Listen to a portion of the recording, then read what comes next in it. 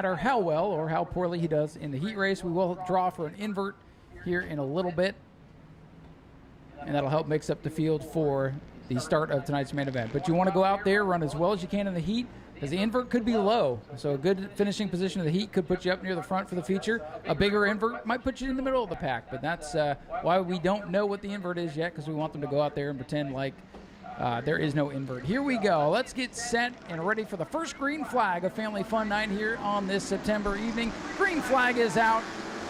And who's going to get the jump? Gage Spears, high, wide, and handsome on the outside. He'll lead them into turn one. Gage Spears looks up high. Larry Masters on the bottom. Here comes Jason Scrover side by side now for the second position. Noah Torres loose out of turn number 2, and here comes Zach Curtis taking 4th position away from Lindsey Samian. Curtis in that black number 63 car with the Advanced Auto Parts decal on the door. He is rolling the high side. He wants to get the 3rd spot now away from Larry Masters. As Spears continues to lead, that car's loose running the middle of the racetrack. Scrover in the red, white, blue car. Car 49, it up to second, wants the lead now. Scrover with a good exit from turn 2. They're side by side into 3. Scrover door to door now, wheel to wheel with the 15 car of Gage Spears, and with a push from Zach Curtis, he'll take the lead away. Jason Scrover in the 49 is your new leader, but Zach Curtis not leaving him alone. All over the back bumper of that Crown Victoria. They are rolling through 1 and 2, and Curtis is diving low. Well, that didn't take long. There goes the 63 car to the lead down the back straightaway. He's got a bumper bar out in front right now and will outbreak the 49 going into turn 3. Spears, well, that car wanted to slide up the racetrack. He did a good job to gather it back up, fall back in line. Zach Curtis your leader. Zach Curtis is going to roll through 1 and 2 with about a car length and a half to a 2-car length lead. But Jason Scrover keeping pace with the 63 car. Gage Spears in line, and back behind them is a battle for 4th between the 77 and the 04. That is the best battle right now for that 4th position. Oh, for Lindsey Samian on the bottom. Larry Masters, that dark blue car, number 77, he'll slide back to the 5th position. As Noah Torres having a pretty good run in car 99. This has been a learning season for Noah in that UNH car crushing ride. He rides in 6th, but could get up into the top 5 here as the 77, and Masters pushes big time off turn 2. Jason Scrover in 2nd, now fighting off a charge from Gage Spears, who's gotten to the rear quarter panel of the 49 car seemingly every lap, but hasn't had the momentum to make the move for that 2nd position. And Gage Spears, a couple of weeks ago, we saw him with a car that had race-winning speed, if not for the 63 car, of course. So Gage Spears in that 15, definitely one to watch driving that car that himself and Dustin Higdon have put a lot of work into. It's a good way to put it. Surprised we don't see Dustin's other car out here tonight. Battle for 5th heat up. Noah Torres, that red and white car, drives to the bottom of the racetrack, gets loose. Now we're side by side for 5th with a couple to go. And it looks like Torres is going to have a little bit of smoke out of the left rear tire coming through 1 and 2. He's going to get the position, and this next time by, it's going to be the white flag for Zach Curtis. 1 lap to go in heat race number 1. Final lap for Zach Attack. He's come from the back of the field in this one, making it look easy. He'll go to the back of the field for the feature no matter what happens tonight. He just wants to make it back around, pick up the first checkered flag of the night. It is Curtis, Scrover, and Gage Spears rounding out the top 3 as they head into turn number 3. They're going to roll through 3 and 4 for one final time, a car length separating each car. And out of turn number 4, Zach Curtis is going to pick up the win. Jason Scrover in 2nd, Gage Spears 3rd, Lindsey Samian 4th, and Noah Torres sliding out of turn 4 for 5th. Good run for Noah there. He'll pick up that 5th spot over the 77 of Larry Masters. James Leavenworth, car number 69, coming off turn 4 now. He'll round out the field in our first heat race of the day. And he approves. So next year, if you want the back, if you got 6 of them that want the back, it'll be 6 wide back there. What can go wrong? Absolutely nothing. It might change their mind about wanting to drop to the back every week. Reminds me of when Richmond used to do the 4 wide salute to the fans. Right, just let them rip that way. Pace car is going to duck into pit road this time by. And heat race number 2 for the Bomber B division is about to be green. Tim Nicholas, 23, K9, Chuck Rush. And a pair of 3s in run number 2. Green flag is out. Heat number 2 for the Bombers underway. Nearly touching as they come to the strike. Tim Nicholas going to get the jump early into turn number 1. Chuck Rush up high through 1 and 2. Ben Say jumps up to the 3rd position, and the battle now is at the back of the pack between the 86 of Daniel Andrews and the other 3 of Spencer Dean. Well, that 23 has been very strong. That's a former track championship race car right there. And Frank the Tank won the championship. Don't sleep on Chuck Rush. It's been a little while. He had his obligations up north this summer, but he is back ready to go. He's very happy the rain held off today. He's been itching to get that car out from under the cover and back on the racetrack. For now, holding on to second. I think Chuck Rush might have something for the 23, but it's been a minute since he's been in that car, so he's learning the ropes again. I think for him, if he can have a solid finish here, depend on the invert maybe to help him out a little bit and go all out in the main feature event, I think that would be Chuck Rush's best case scenario. But as of now, the field's spread out a little bit, couple car lengths between every single car, and Tim Nicholas pacing the way at the front of the field. Yeah, this one pretty calm for now, and that's okay. I'd rather see the heat races be nice and calm so we can put everybody together for the main event. Dustin Hickman in that 44's got a challenge from the Dodge Magnum. Here comes Daniel Andrews, the Junk Daddy car, working down the bottom. He is going to roll through turn number 2, the Dodge Magnum, the 86 car. Putting a little bit of a challenge on Dustin Higdon in the 44, but other than that, it's sort of smooth sailing here, Ryan.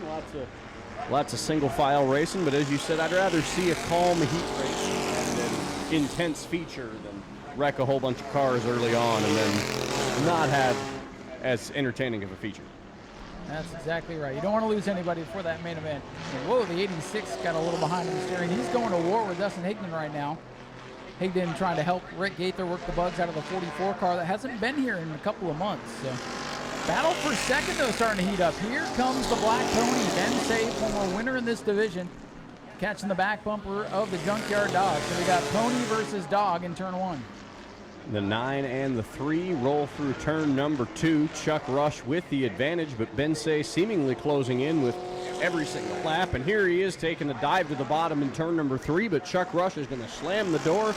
2 laps to go this next time by, and the closest battle on track is that one for the second position. That is a good battle for sure. We'll see if Ben Say, who hasn't been here in a while. We've got a lot of returning drivers today, which is good to see towards the end of the season.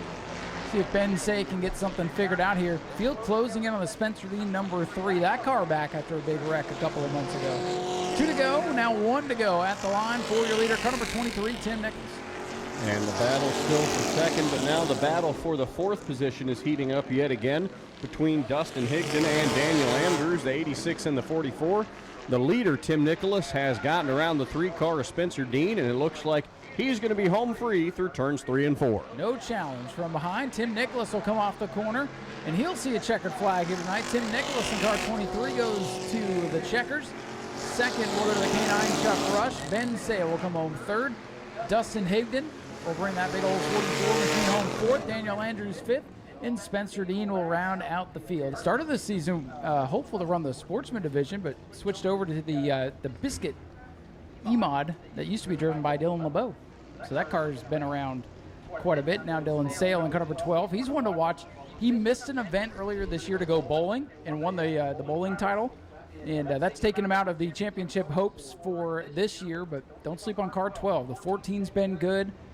Dale Howard, your point leader, about to lead us to the green. The pace car is off, so here we go. The one and only heat for the E-Mods is underway. And it's a jump by the 63 at Dale Howard at the green flag, immediately followed by Dylan Sale into turns 1 and 2, but that 63, much like the previous heat race, car number 63 at the front of the field very, very early. Zach, we got 2 cars off the pace. One, Ken Copley in the 7, championship hopeful off the pace, along with the 45 of Michael Say. He is also off the pace. Whoa, we got the 14 sideways down the main straightaway. A lot going on in the opening lap of this heat race. And championship implications for car 7, Ken Copley. He stays on the racetrack, and he'll at least get last place points. Ken Copley going to roll slowly through as rolling through turns 3 and 4. A battle has emerged for the second position. 3 wide down the front straightaway between Eugene Tuminello, Bruce Gayton, and the 12 car of Dylan Sale. Now here comes Sale up on the outside of the leader. He's going to take the lead on the back straightaway with help from Eugene Tuminello. Here comes that 35 car. Dale Howard racing his tail off right now. Michael Mark is back in the 5th, make that 6th position. Oh no, Dale Howard! Oh, 1 car up on its side. Eugene Tuminello. Oh my goodness, everybody please stay away from the fence. That was a nasty ride for Tuminello. The point leader, Dale Howard, is all torn up in turn one. Ken Copley's off the pace. Did Michael Mark make it through? I think he did. Oh my goodness, massive crash here on the main straightaway for Eugene Tuminello, Dalton Simons, and Dale Howard. Safety crews have quickly arrived on the scene, and we will await updates on our drivers here. Massive crash here in the heat race for the E-Mods. And everybody back away from the fence. It's okay if you want to snap a picture or two, but don't linger. Those cars are hot. You just saw one car up on its side there. Driver out of his car. Eugene Tuminello not happy, but thankfully is okay. It has been feast or famine for Eugene this year. He either goes to victory lane or goes to work on the race car. He's checking on his fellow competitor there in car number 14. Saw the thumbs up there. I think he's checking on his buddy down there. With a 14, a victim of circumstance there. Dale Howard on the bottom of the racetrack had that car snap around on him, came back up in front of the field. Tuminello and Simons had nowhere to go. And that'll be on the highlights from Speedway video for sure. So if you happen to be getting a, something to eat or had your back turned for whatever reason, Speedway video will be the place to find that one. Whew. Probably one of the craziest crashes I've seen in my time here. Car almost up into the fence is something that you never want to see here.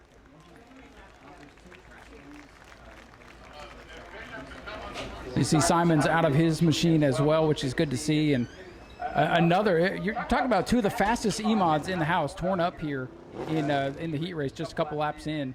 And that's been that kind of year for both Simons and Tuminello.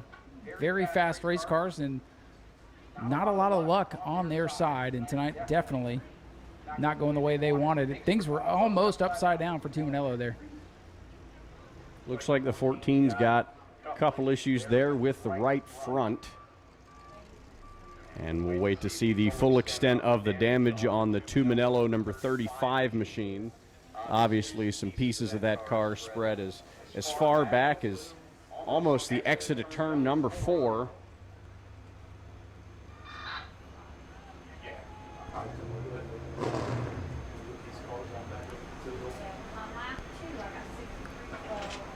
And Ryan, I think the biggest benefactor of this, as you were talking about, is the number 7 car of Ken Copley. Yeah, and he's rolling his car towards the end of pit road, so it looks like he's going to try to continue here. So, man, that car being off the pace on the start might have been good for him. I think so. Not how they wanted their night to go. Ironically, those were the two E-Mods parked up on the hill in turns 3 and 4 tonight, so they can walk back together and discuss what's left of their vehicles. And hate to see that for two of the hot young shoes in this division. One other thing to remember here tonight, Cecily is here selling the 50-50 raffle tickets behind the grandstands tonight. So if you'd like to get in on that raffle, usually we have a pretty big pot to give away on Family Fun Night. So make sure you stop behind the grandstands and see her. You probably saw her on your way in. If you ever hear us yelling at you to get away from the catch fence, that was one of those moments right there where proves why we have to do that. That car would have been another couple inches to the right. Might have been bad news. So that's why you never want to stand along the catch fence. You never want to take your eyes off these machines because it can happen fast, especially here at New Smyrna. So again, under red here in the heat race for the E-Mods after a vicious wreck. Getting that cleaned up. Bishop's getting the 35 up on the record. So, Zach, this our penultimate Family Fun Night for 2025. We have 2 more events in October to wrap up the regular season here, and they're pretty big ones. Next Saturday night, we are off. Ken Copley, thankfully, did not fall a lap down while he was running. He almost did, but thankfully he was able to stay on the lead lap, and, of course, that crash happened behind him. So Ken Copley stays on the lead lap, and hopefully Dale Howard doesn't have any too major issues with his number 63 car, but they are putting it on the hook, so he might be done in the heat race. Hopefully they can get it fixed up come feature time. Hey, Zach, I know we're almost finished with the cleanup here, but I just got delivered a bag of stuffed animals to go throw off the tower. I like to not look at anybody so that they can't judge me or going to help me out with throwing one too. So main grandstand, make some noise, get loud, try to catch some of these goodies coming at you. All right, let's go back racing.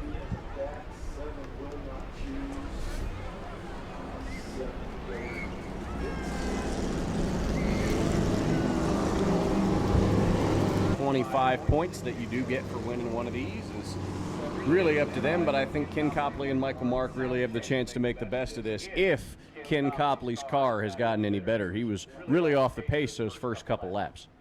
Yeah, but even if that car can't fully come up to song here in this heat race, he's still, you know, if he can make a lap here, and the 10 car seems to be a little bit off the pace too, might be a strategy. But, man, he might get at least 4th or 5th place points. So he might drop a point or two to the 53. That didn't look all that stout on the start of this thing. A lot to unpack here with 6 laps to go. Well, let's get him fired back up. Emod's looking to refire, and, well, the inside lane doesn't want to race. Because we weren't ready to go. I was ready to go. I guess so. Pace car's still on the darn Ken racetrack. Copley was ready to go too. So we put a lap on because somebody chose when they weren't supposed to. So I thought I heard we were ready to go, and then we weren't. Not listening to race control. Side by side for first right now is Bruce Gayton and Dylan Sale. Gayton's going to get the position as they roll through 1 and 2. Down the back straightaway, a car length separating all cars in the top 3. Rolling through 3 and 4, it's Bruce Gayton in the 93 at the point. Keep your eye on car number 10, Carson May. I think I know what they're up to tonight. That team does have to start at the rear. They will not be competing in the final event of the season. So they're protecting that machine, trying to keep all the good in it for the main event, I believe. But how about Bruce Gayton up front, car number 93? Just moved up to the EMOD division from the Pro Trucks and Bombers, and setting sail in this one ahead of Dylan Sale and soon-to-be point leader Michael Mark. That is the closest battle on the track between Sale and Mark for the second position. Here comes Michael Mark. He looked to the inside at the exit of turn number 1 and turn number 3. He's going to look again at the bottom, but Sale's going to shut the door as they round through 3 and 4. Still Bruce Gayton all alone at the front of the pack. That'll heat up for 4th. Ken Copley's machine not up to snuff tonight. We'll see if Carson May forces the issue here. Again, I think Carson May is protecting car number 10. He's not shown his full hand here in this heat race for good reason. Battle for second in turns 3 and 4. Gayton continues to lead. Michael Mark, who wants this spot after the point. They roll through 1 and 2, and it's still a battle between Sale and Mark. Dylan Sale not wanting to give up that second spot. And, of course, Dylan Sale, we talked, he's out of that points race. He really just wants to get a win, and winning the heat race will get him some kind of points, but it's 1 lap to go for Bruce Gayton at the front of the pack. He's in a tight rookie battle between he and Dalton Simons, so points matter to him as well. That's why he's not giving up that spot easy as Carson May tries to take the 4th spot away from the 7 of Ken Copley. And what's turned out to be a wild heat race for the EMODs. Checkers in hand from our flagman Tyler, and he's going to unfurl them for car number 93, Bruce Gayton. Dylan Sale 2nd, Michael Mark 3rd. Carson May comes home 4th. Ken Copley will wind up 5th. But hey, 5th is a lot better than he probably was thinking he was going to get at the drop of the green flag. It's going to be a very interesting feature event, especially with Doug Salmon in the mix. He doesn't race very much because he's taking the time now to help Lindsay in the Bomber B. But when you see Doug Salmon out there on the racetrack, count that 04 in. The 04. The 04. And that 34, that Bomber A, is still having trouble trying to find a place to park. I've been seeing that in the infield, actually. I think they're getting some practice laps in. Here we go. Green flag is out. 8 laps for the Superstocks. Max Wheeler's going to jump out to an early lead, but George Spears is up on the high side. They're going to roll through turn number 1, now through turn number 2. Spears is going to get the advantage, but Max Wheeler still not out of it. Here comes Doug Samian now on the inside of Wheeler. Chase Simons, he's going to want to be aggressive. That 66 car, 7 points back at George Spears. Right now he's a couple of spots back from the 23 and boxed in right now behind 9804. Spears, your leader in turn 1. George Spears, or the Tony Stewart lookalike number 23 machine, rolling through turns number 1 and 2. He's put a healthy little gap on Doug Samian, or now Max Wheeler, who has taken 2nd. They're still side by side through 3. Chase Simons looks to the bottom, gives Samian the help he needs. He shuts the door on Wheeler and takes the 2nd spot away. Side by side, your leading rookie and runner-up the championship standings, working to the inside of Max Wheeler for 3rd. Wheeler powers up in the center of the corner. They're going to drag race down the back straightaway for the 3rd spot. Chase Simon side by side with Max Wheeler. He's got the push from behind from Justin Spears in car number 1848. He'll now shut the door on Wheeler, take the third position away. Wheeler's going to fall back to fourth. Wheeler starting to slip back as that 18/48 car works to the inside. Glad that car's back out after meeting the concrete again a couple of weeks ago. Battle for the lead. I don't think we're done yet. Car number 23, Spears has it. Samian trying to track him down, and Chase Simons would love to see the 04 get up there and start battling for the top spot. Max Wheeler yet again passed on turn number 4 on the inside by Justin Spears this time, and now it's William Hindman in the 89 car that's got to get around his 98 machine, and George Spears and Doug Samian a little bit closer together this last time by, but Max Wheeler again going to look up high. The 89 is going to go by, and Ryan, Max Wheeler has fallen from the pole position all the way to the rear of the field. Max struggling a little bit here in the late stages of this heat race. Had woes with that machine a couple of weeks ago, and I don't know if something's cropping back up with it as William Hyman works down to his inside. Veteran versus rookie there in turn 3 for the 5th spot. Battle for the lead continues to heat up, but there's only 2 laps to go, so I don't know if Samuel's got enough time. And right now the 66 is Simon's looking to lose 2 points going into the feature. That would make it unofficially 9 points the gap going into the main event. And Justin Spears is putting the pressure on the back of that 66. He's looking lower and lower. 1 lap to go. This time by, the closest battle on track is for second, but don't look now. Here comes Doug Samian closing in on George Spears. 04 is there. Does he have enough time? Oh, the 66 under attack from the other Spears brother. We're not quite done yet here under the final lap. Final chance for Samian to make something happen. The 04 on the inside, doesn't have a lane. Throws it sideways off the corner. George Spears, the point leader, wins the heat race. Samian second. Simon hangs on to third. Ahead of Justin Spears, William Hyman, and Max Wheeler in car number 98. Cool looking group of race cars getting set and ready for 8 laps. Pace car is going to take him off of turn number 2. EJ is going to gun it and get out of the way of this field of 7 vintage race cars. And they are going to roll through turns 3 and 4 and see the green flag from Tyler. Green flag set to fly. Heat 1 for the ground pounders is underway. They will take off in turn number 2. They try to take it easy through 1 and 2, and then they can drop the hammer. That is a club rule. It's been a minute since we've seen them, Zach, so that just now coming into my memory. So now they're free to drop the hammer and go racing down the backstretch. And Jody Modine getting the jump. Jody Modine very, very early on. Here comes Colin Smith's 111 car, though, up to the outside. Coming off of turn number 4, Modine here, leading the first lap, but here comes Hank Sanders now, passing the 4D machine, entering the top 3. Ground pounders definitely watch the EMOD heat race. They took it easy there that first lap. They're getting some separation between some of the faster cars. Watch that 90. Oh, we're going to throw the yellow. The yellow flag is out. And I believe we have debris on the back straightaway is the report. Debris on the back stretch bringing out the yellow.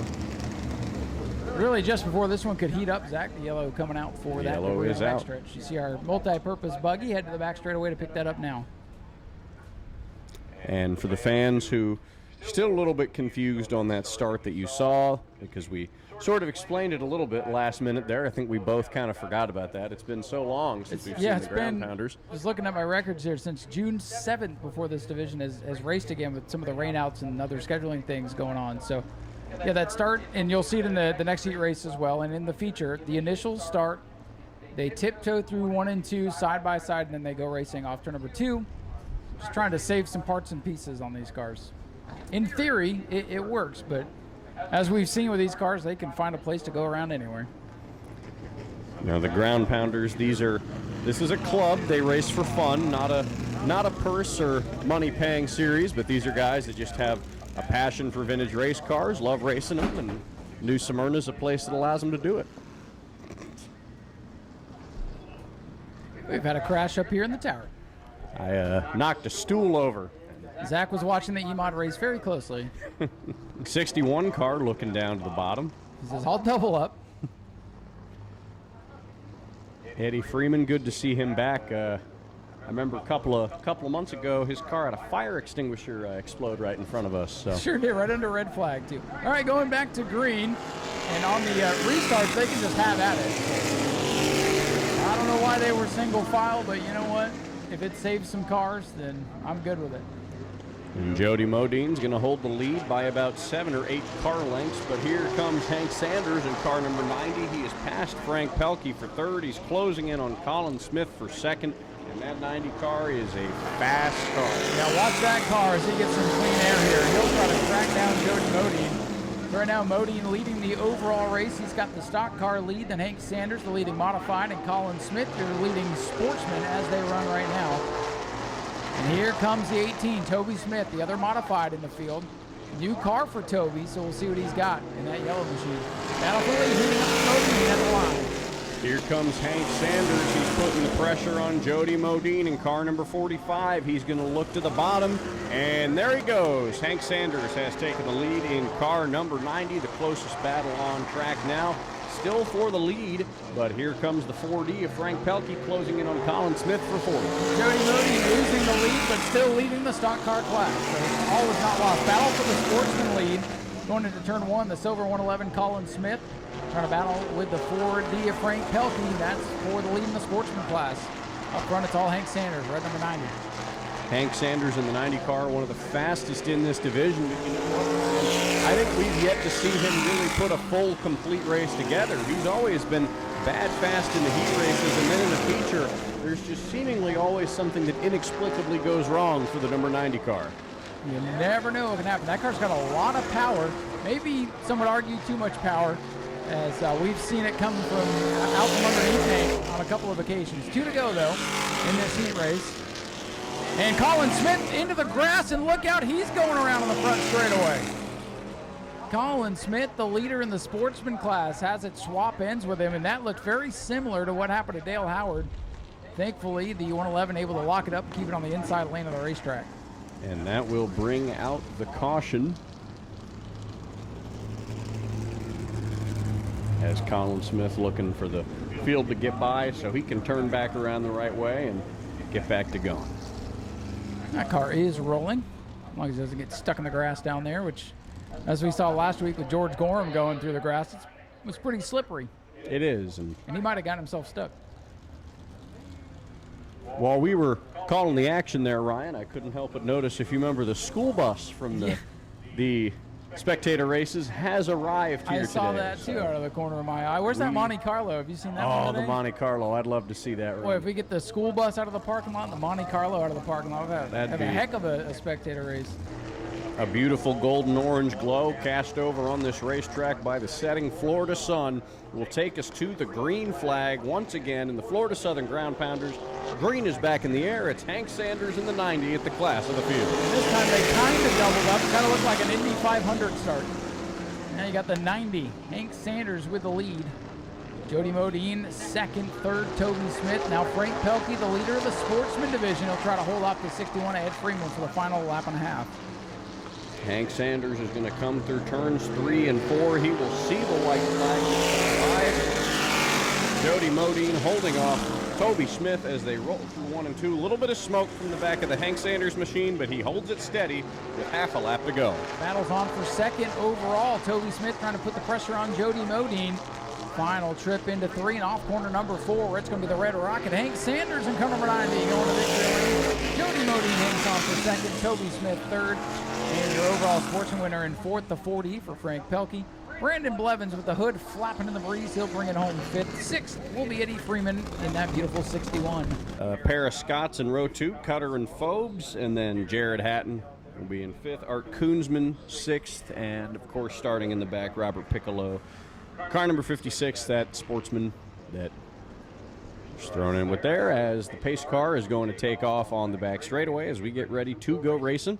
And again, as we talked about, these guys are going to do a modified start. So they're going to roll nice and easy through the front stretch, through turn 1. And as soon as they about hit that Sunoco sign at the exit of turn 2, it's pedal to the ground, and we are ready to go racing.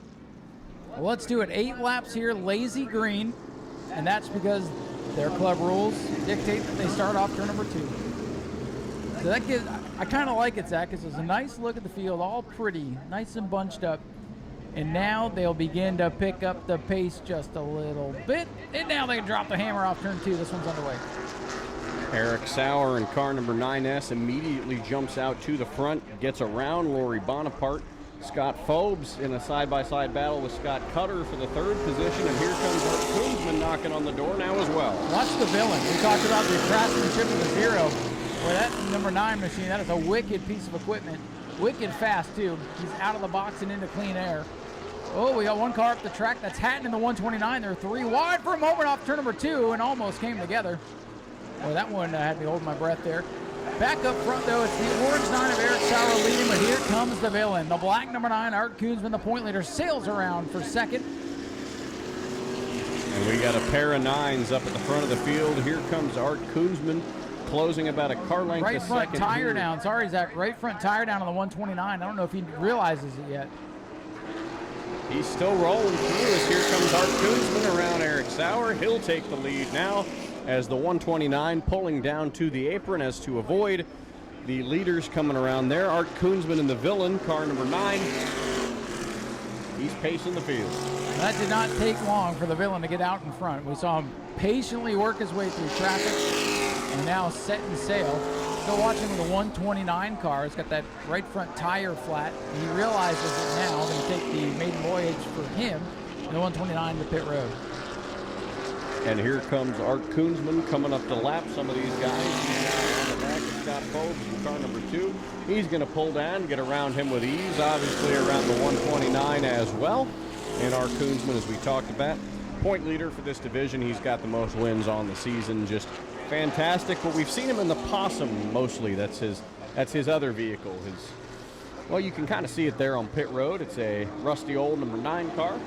This other one here is called Villain. That's his other car, and he's sure putting on a show with it as he puts a lap down on Scott Cutter and puts another lap down on Robert Piccolo in car number 56.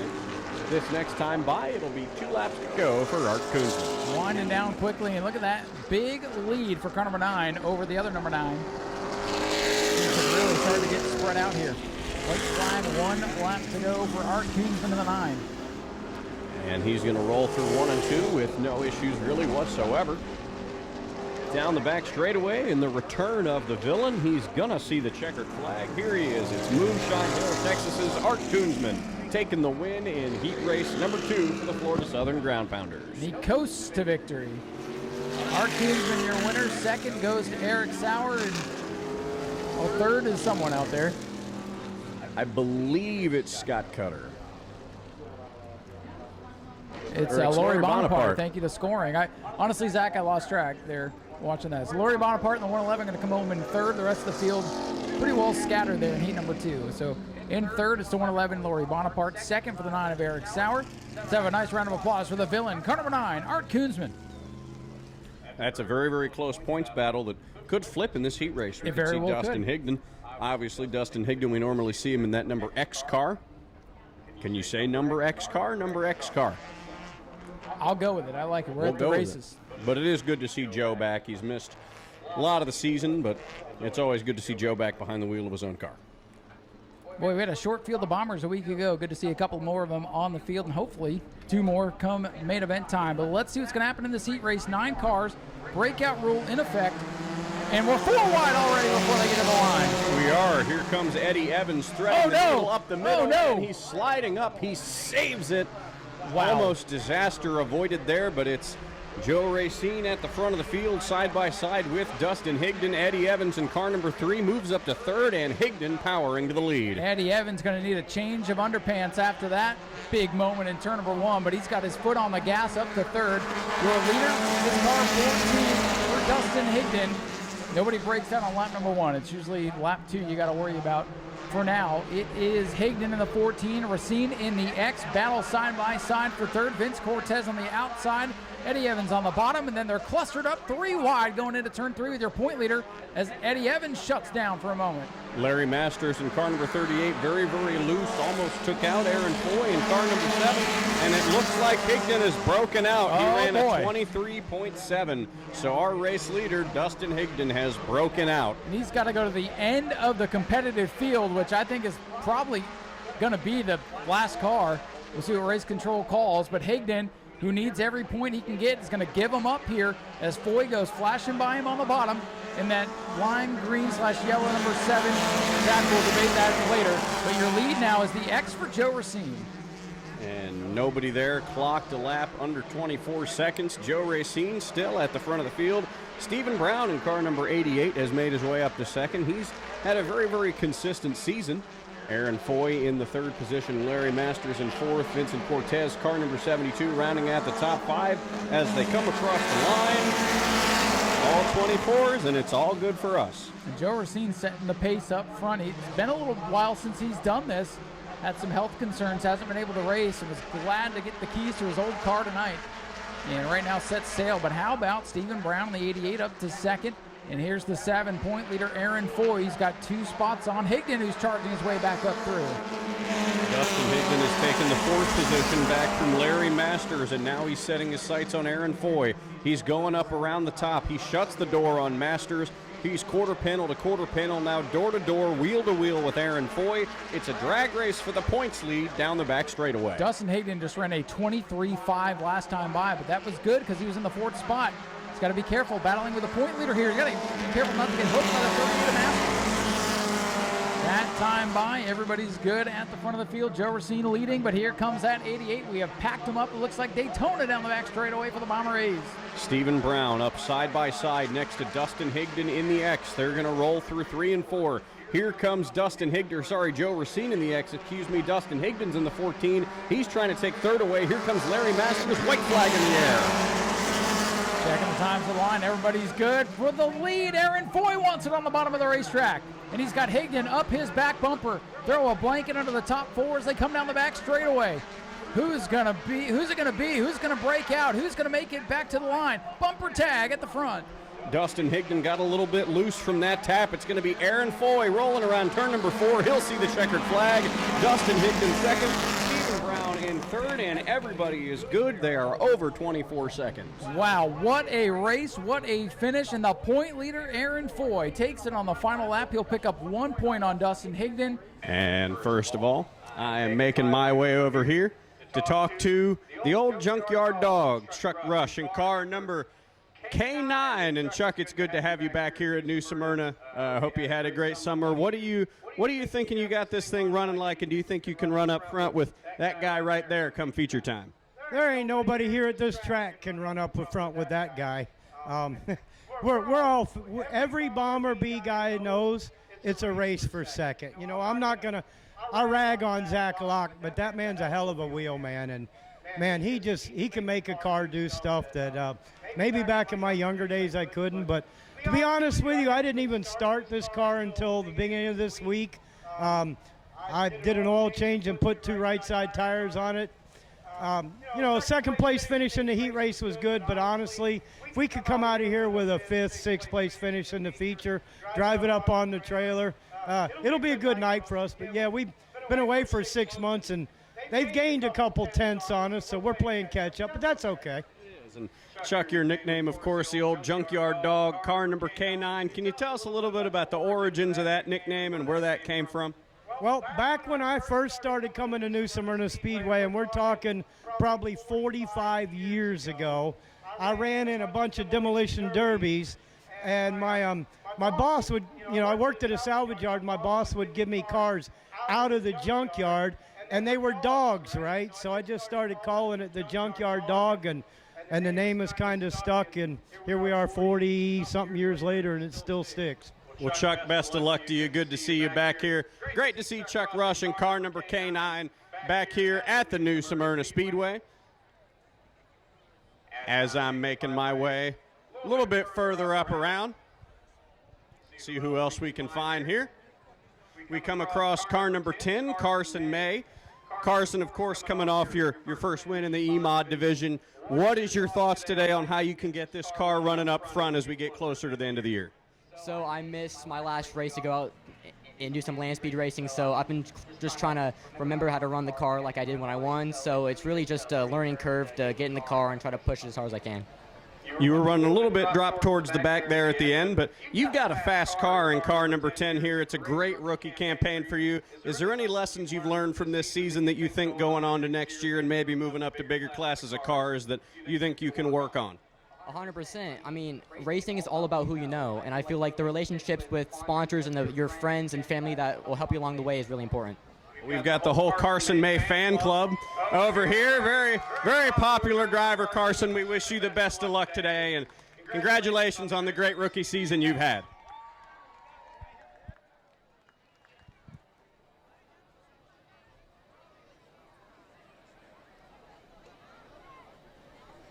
We're going to head on over here.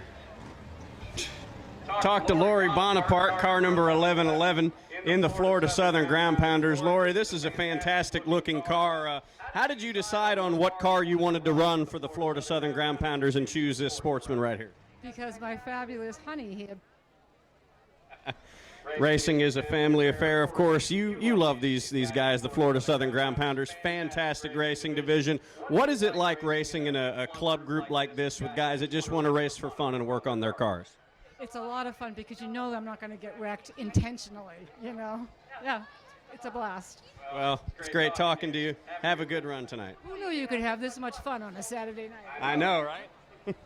It's great talking to you. We'll head on down here just a little bit further. Who we can find out. Here we go.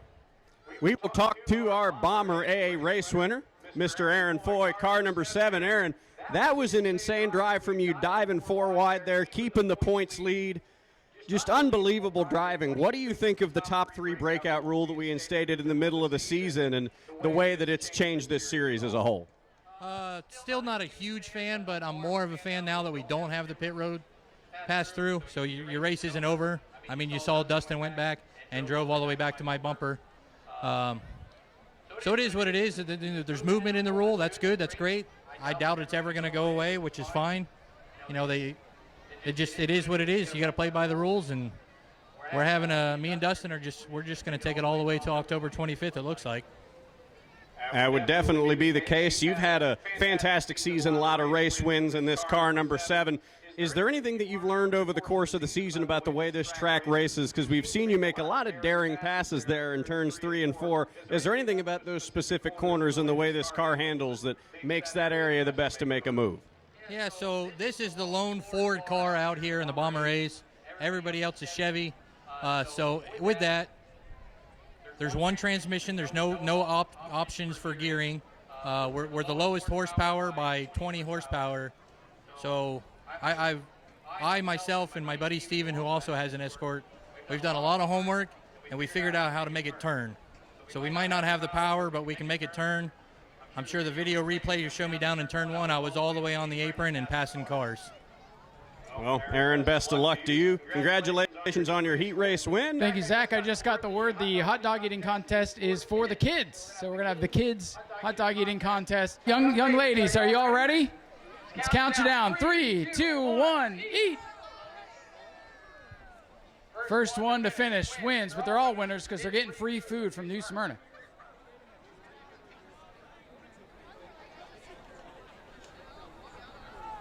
So after this, let's do 6 to 9 after this. So 6 to 9-year-olds are on deck.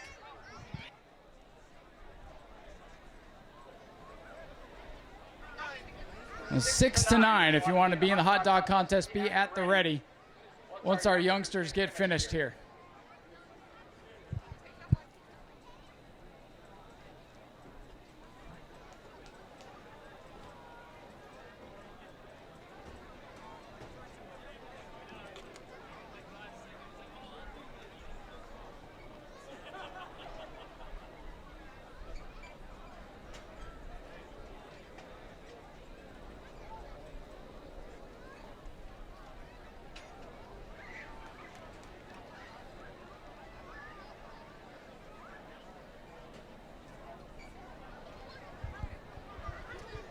All right, our youngsters are finishing up their first round. You guys can take it out of the bun if you want, if that makes it easier.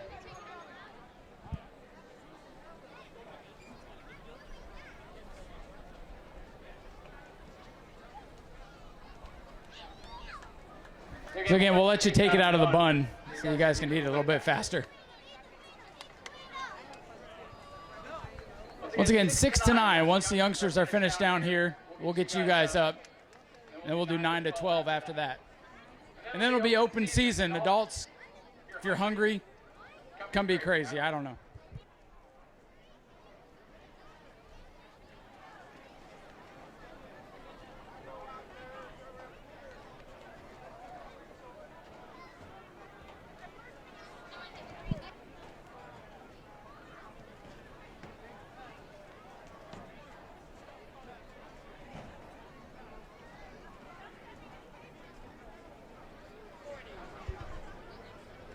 All right, looks like we might be close to our first winner here. So close, couple more bites and we'll have our first winner.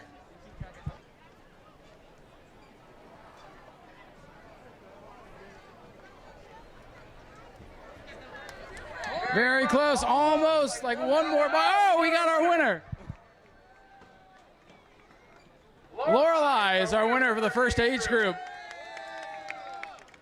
Hey, it went down. That's a lot to eat. Good job, everybody. Got snow cones for all the participants here. All right, looks like everybody's ready. We're gonna count you down. You can start eating. Here we go. 3, 2, 1. Go.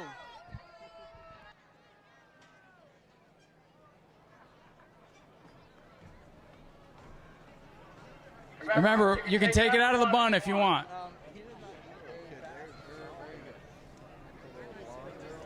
First one to finish, raise your hand so I can find you. Lots of people down here.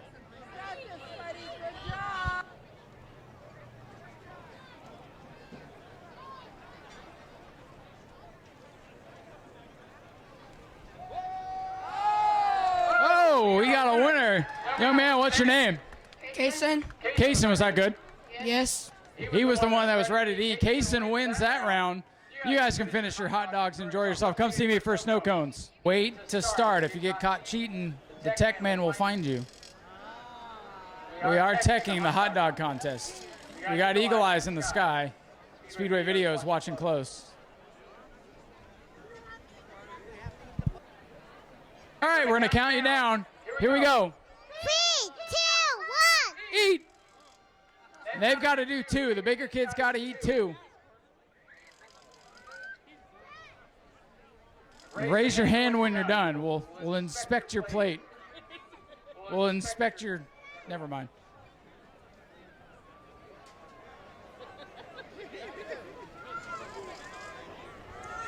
I honestly can't tell who's doing what down here. Tori, you got eyes on everybody. And these guys, they got to eat 2 delicious hot dogs. So far, no oil leaks on the racetrack. That's a good thing. A lot of stuffed faces, though. No blown radiators. Or they are eating at the speed of light down here.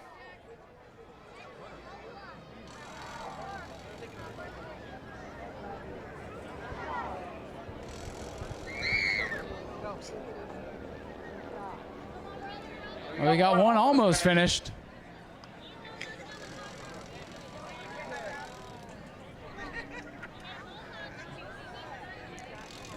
He's going to try to finish everything. Young man, raise your hand. You got both hot dogs down? All right, hey, we got our winner in this group. I think we got a tie. We got a tie. Young man, what's your name? Weston. Were those good? What? Were they good? Yeah. All right, hey, you're a winner. Come with me, and then this gentleman here. What's your name? Caden. Are they good? Yeah. All right, hey, I got snow cone tickets for both of you. There's one for you, and one for you. And then everybody else has hot dogs. Please finish them, enjoy them. Parents, you're welcome for dinner. All right, now it's open season. If anyone wants a hot dog, any of the grown-ups want a hot dog, to eat, come stuff your face.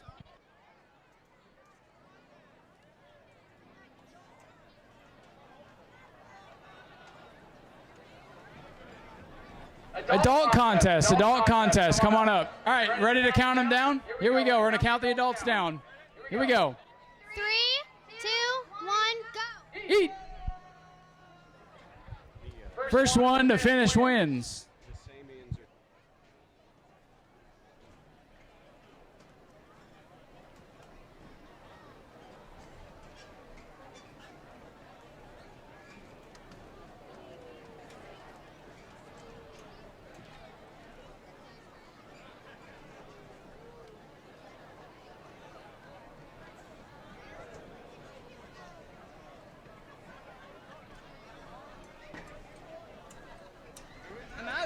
No, I still see it. Nope, he ate all the hot dogs. Hot dogs and buns for the adults.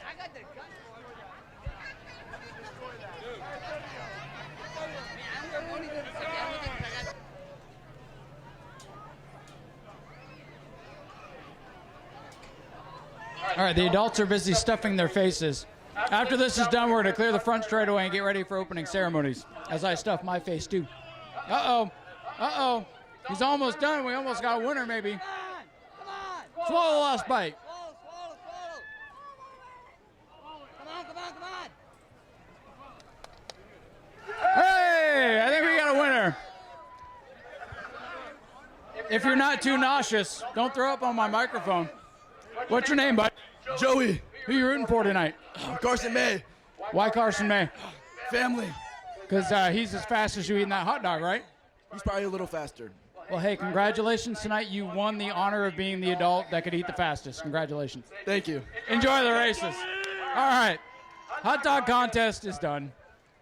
We are going to clear the front straightaway at this time. We still have a few hot dogs. If you're hungry, please come grab one. They're pretty good. Mr. Ponder, get your buggy. There's debris right here on the front straightaway. Let me go get it. I'll sweep it up. Thank you, sir, for your service.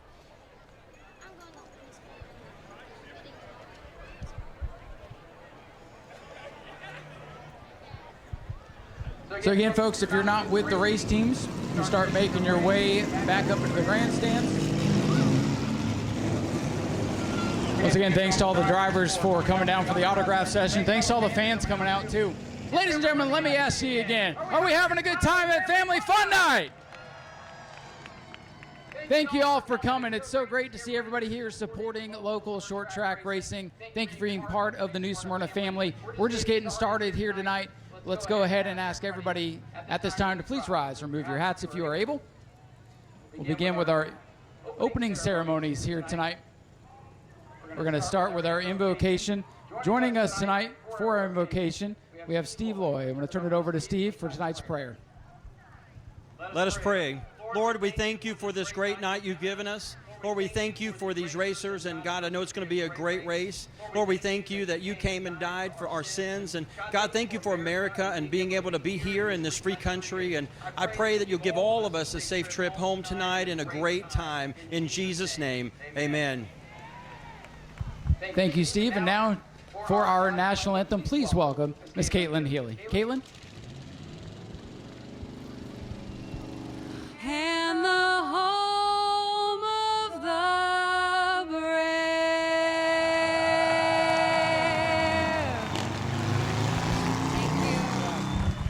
Ladies and gentlemen, let's hear it one more time for Caitlin Healy in the national anthem today. Ladies and gentlemen, let me hear you one more time. Who's ready for the main events?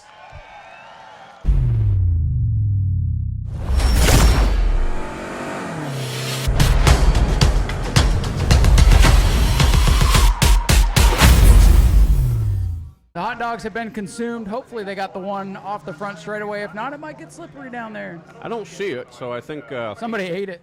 20 20 laps here, out. Zach. Lights are down on the pace car. Well, folks, this is what we've all been waiting for. Through all the hot dogs and autographs, we are ready to go. First feature event of the night for the Bomber Bees. Ben Say, Lindsay Samian set to lead us to green.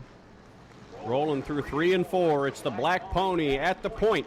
The green flag is in the air. They roll through out of 4, pedal to the ground, and Bensay leads this field to green. Here they come down the main straightaway. Thundering into turn number 1. At even still for the race lead. Look at that 15 car out of the second row. That is Gage Spears. He wants the runner-up spot. Watch the black 63 in the back. He's got 3 already.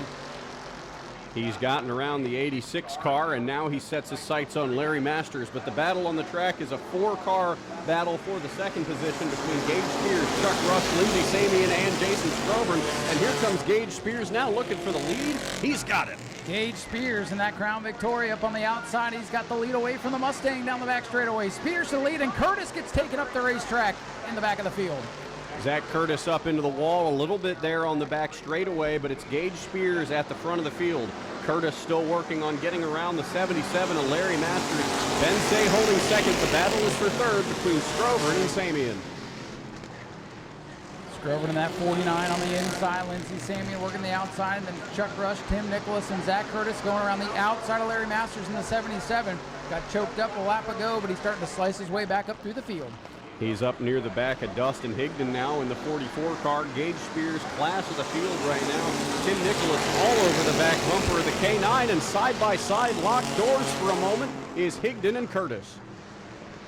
Good racing going on throughout the field. Watch that 63. He's kind of boxed in right now, working the inside of the Tim Nicholas machine. Nicholas, a heat race winner from earlier, trying to make something happen in that 23. Curtis has caught the back bumper of Chuck Rush. Chuck said he's going to try to make his car wide, but not wide enough. Curtis down through the grass. We're 3 wide into Wallace Nicholas, into the 44, into the 77. We are stacked up and crunched up here on the main straightaway, and we're not done yet. And mud bath on the main straightaway, big one. And that there is going to bring out the first caution of the evening. Dustin Higdon and Tim Nicholas got the biggest piece of that. Zach Curtis very narrowly escaped that one. Had he not made that pass a second earlier, he'd have been in it. 86 of Daniel Andrews there, stuck in the mud, and Larry Masters is 77. Got a piece of that as well. Well, that all started and they were 3 wide coming off the corner. 23 went into the wall hard, and then it was demolition derby from there on back with his 44 car crunched up on the right front and on the left rear. The bodywork buckled all the way to the roof of that machine. Safety crews on scene. Again, we asked nobody to linger up near the fence with these hot race cars. You can come snap a picture, then we ask you to please stand back. That way nothing were to happen and everybody can see as well. Dustin Higdon climbing out of his car. Great sight to see. The journeyman, he's been in several different cars throughout this season. The number 13, the number X, the 15. Dustin Higdon's driven almost everything this season, and today he gave Rick Gaither's number 44 car a shot, and not ending the way he would have liked it to, but good to see Dustin Higdon okay. Well, Dustin kind of had nowhere to go. The 23 bounced off the wall, came right down into his lap, and then he had a car to his inside. Larry Masters got the left side, and Dustin found the right side of the 23. So crunch fest here on the main straightaway right at the start of the Bomber B main event. Got the Andrews 86, that Dodge stuck in the mud down there on the inside of the racetrack after contact with Noah Torres. That was almost 2 wrecks in one. Zach. It was. That was definitely a chain reaction of sorts. Caution is out. Cleanup crew on the scene. Look at all the paint chips that came off the 44 when he's getting crunched up. That was like going to the state fair and watching the demolition derby, but in slow motion here down the front straightaway. We've had demolition derbies here before, but they're usually done on pit road. It was one of those crashes that just sort of every time you look back at it, there was another car involved. And it's good to see some of those guys make it out the other side, but the 44 and the 86, I believe, their days might have been ended right here. If you want stuffed animals, get Zach's attention. He's high atop the main grandstands. Here they come. Please be careful, though.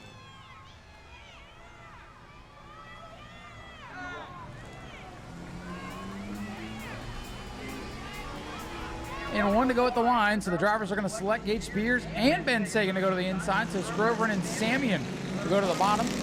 Zach Curtis outside, Chuck Rush, Andrews, and the rest of them will go to the rear.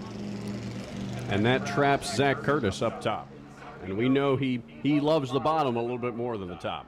See if Chuck Rush does something here on this restart. Somehow, Ryan, it wouldn't shock me. Pace car getting ready to pull on pit road, and we are ready to get back to action.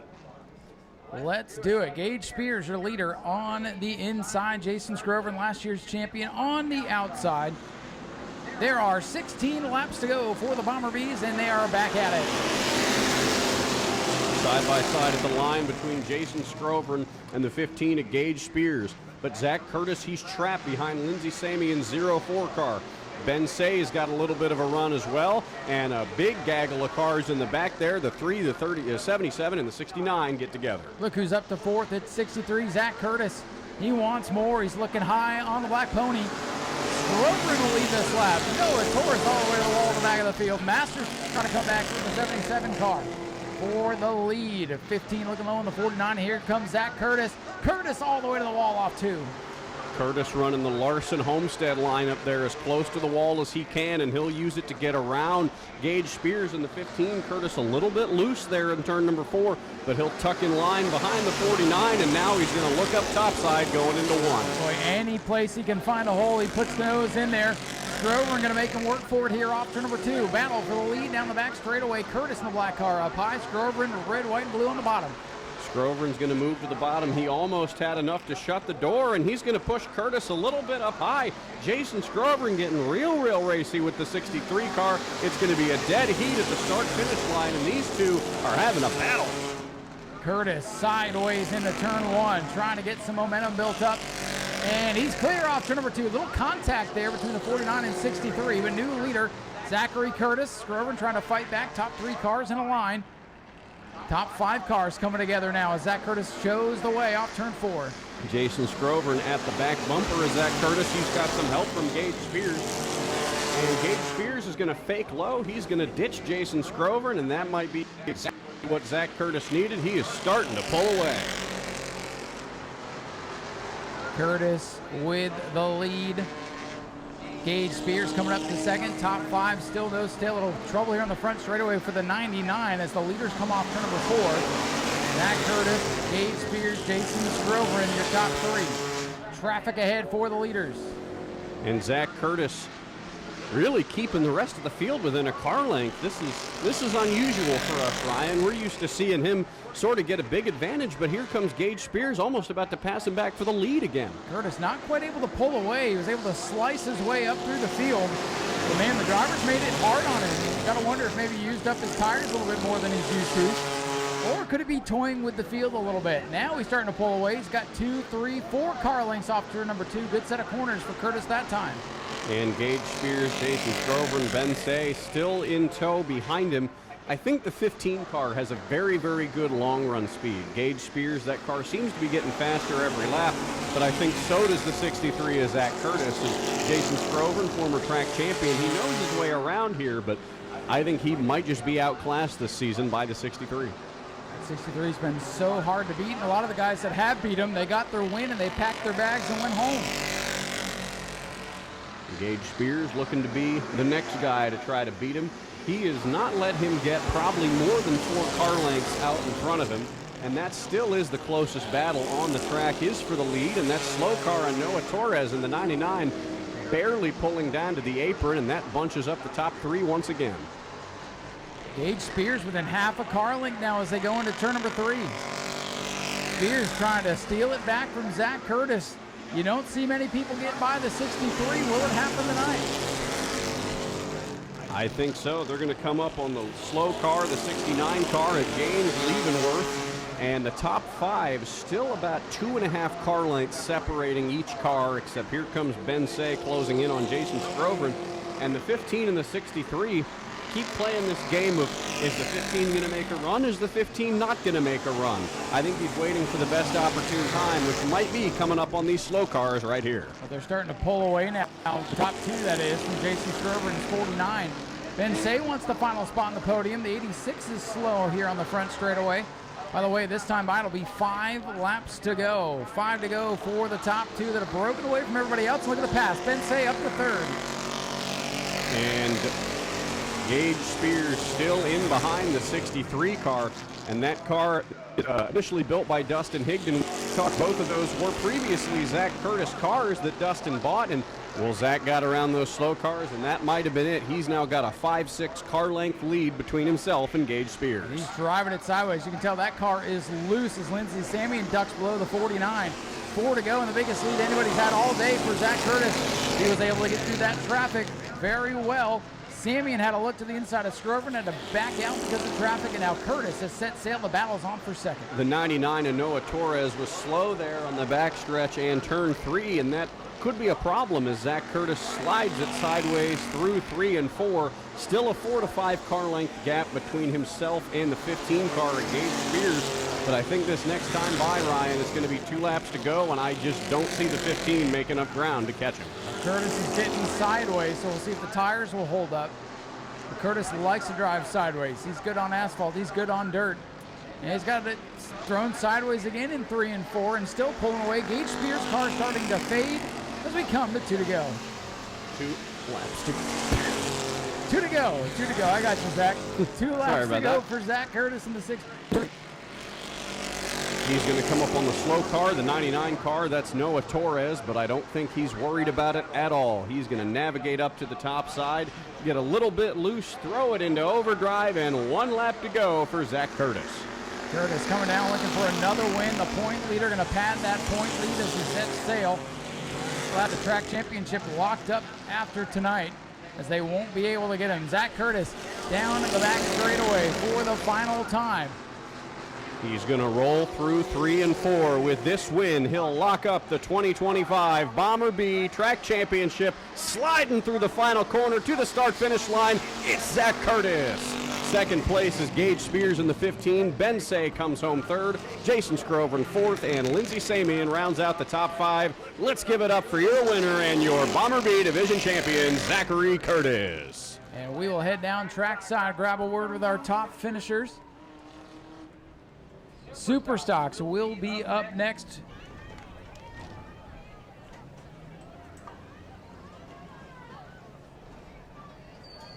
Ladies and gentlemen, here's your winner, Zachary Curtis in car number 63.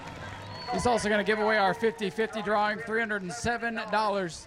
Excuse me, sir. Once again, you do need an armband to come down on the Speedway. Try to keep that for everybody to get through. We'll make our way down to our winner, and he has locked up the track championship for this year. Yeah, tires fine. That's all from getting sideways. Zachary Curtis, another win here at New Smyrna. Gage kept you up on the wheel today. You got through that traffic a little bit better than you set sail. Congratulations on another win. Yeah, I was a little nervous at first with them starting up front. That's one of my old cars that I built that I sold to Dustin, and man, it's a freaking rocket ship. This isn't even my car. I'm borrowing it from a buddy, and we tried something a little bit different. I think we ended up a little too free, but it was fun out there. Once I got out front, we drifted around and have a little fun, but it was hard to hold on to. When you had to slice through the field, you had cars almost falling in your lap there halfway through the race. Pretty crazy stuff, but through all of this, and with tonight's win, you've mathematically locked up the championship. All right, well, that's good to hear. Yeah, that's pretty cool. We're excited to win the championship. We wanted to win the national championship, but New Smyrna wouldn't do anything about adding a race in for us. The guy up north that we were racing with 150 something people, and we had a good lead, but Mother Nature, it's not our best friend, so we missed a couple races, and I think we ended up second or third in the national points, but just sucks we couldn't win that also. That's still a pretty good effort. It takes a lot to make sense of those NASCAR points, but what a great year for you. Congratulations again. Yeah, thank you. I want to thank Holly with Bougie Motorsports, Billy with Inferno Performance, Finney Racing for all my cheating racing shocks, and I've got to thank my mom and dad, my aunt and uncle for always coming, my buddy Dave and for him showing up, my fiance back at home, and all the fans. This is a hell of a turnout. How would you guys think of that? Ladies and gentlemen, Zach Curtis gets it done, and he's going to make somebody else a winner tonight. He's going to reach in and draw our 50-50. I think Miss Cecily said $307 to the winner tonight. Zach is going to grab the winning ticket. Hopefully it's mine. Let's see. What you got there, Zach? 830113. If that's you, come and see Cecily at the flag stand. I'm going to turn it over to Zach. He's going to grab a word with our runner-up, Gage Spears, with a career best finish. Gage Spears coming home second, a fantastic run for you and that 15 team. This whole season, we've seen people struggle to keep pace with Zach Curtis, and for the first time, you were riding in his tire tracks all night long, it seemed like. How did that feel for you? How did the setup work for you tonight? And do you think that next time coming around, now that he's locked up the championship, you might be able to get yourself a win? Man, this car, it was on a rail. I believe we get some new tires on it. We'll be right there with Curtis. Just, car didn't have it in the long run. We were able to keep up with him short run, and just got to get some tires back on it, and it'll be out front. Thank you. Zach Curtis offering words of congratulations. Is there anyone else you want to thank for getting you out here tonight? I mean, you had a fantastic run, your best career finish here. Anybody you want to thank? I want to thank Dustin Higdon. Where's he at? I don't know where he went. Oh, back there. I want to thank Dustin Higdon. He's letting me wheel his cars, letting me wheel his Bomber A, Bomber B. I want to thank Frank and Holly with Bougie Motorsports, my mom and dad, Baby Hands, everybody in this circle right here. Bill Hunt, I know you ain't down here right now where I don't see you, but you're a big help too. I want to thank all these fans out here tonight. I want to thank Tom of Speedway Video, Ryan, and you. Thank you, Gage. Congratulations. Hopefully we'll see you in victory lane soon, and we are turning it over to Ryan to interview Ben Say and the Black Pony, car number 3. Thank you, Zach. Again, the winning 50-50 ticket is 830113. We'll bring that to Cecily here in a moment. And picking up the extra third-place gift card from O'Reilly's, thanks to Andy and everybody at O'Reilly's. Ben Say with a great run in third. First of all, good to see you back out here, and congratulations on a good run. Thanks, Ryan. It's good to see you, too. Good to see everybody out here, all the fans. Heck of a war out there tonight. Of course, Zach is fast, but you were right up there in the thick of it for a while. 5 cars under a blanket. Had to feel good to be competitive. Yeah, man, it was a blast. They were fast. I was trying to catch Gage in the 15 and just couldn't do it. But we'll try to get faster, get them next time. Well, hey, if you keep this up, you'll be right up there with the best of them. Do you have anybody you want to thank? Yeah, I'd like to thank my dad as always. Speedway Video, Andy for the gift card. Appreciate that. Yeah, all the fans in the stands. Oh, Charlie Friddle welded a exhaust pipe back on my car right before the heat race, so without him, I might not have been racing. So thanks to everybody that helps us out here. They're a little bit loud there, aren't they? What's that? They're a little bit loud, aren't they? Oh, yeah. Ladies and gentlemen, let's hear it for Ben Say, bringing it home with a great run in third place. Ben Say bringing it home. Hopefully we'll talk to Bob here in a little bit.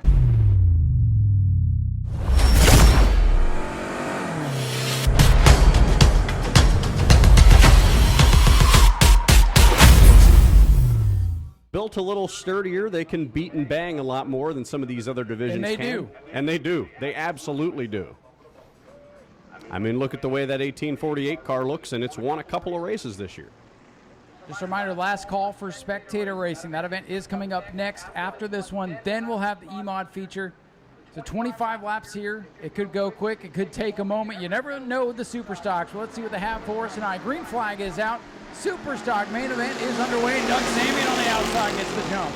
Doug Samian immediately jumping in front of Chase Simons. He's going to take the lead, and he's put a car length on everybody already.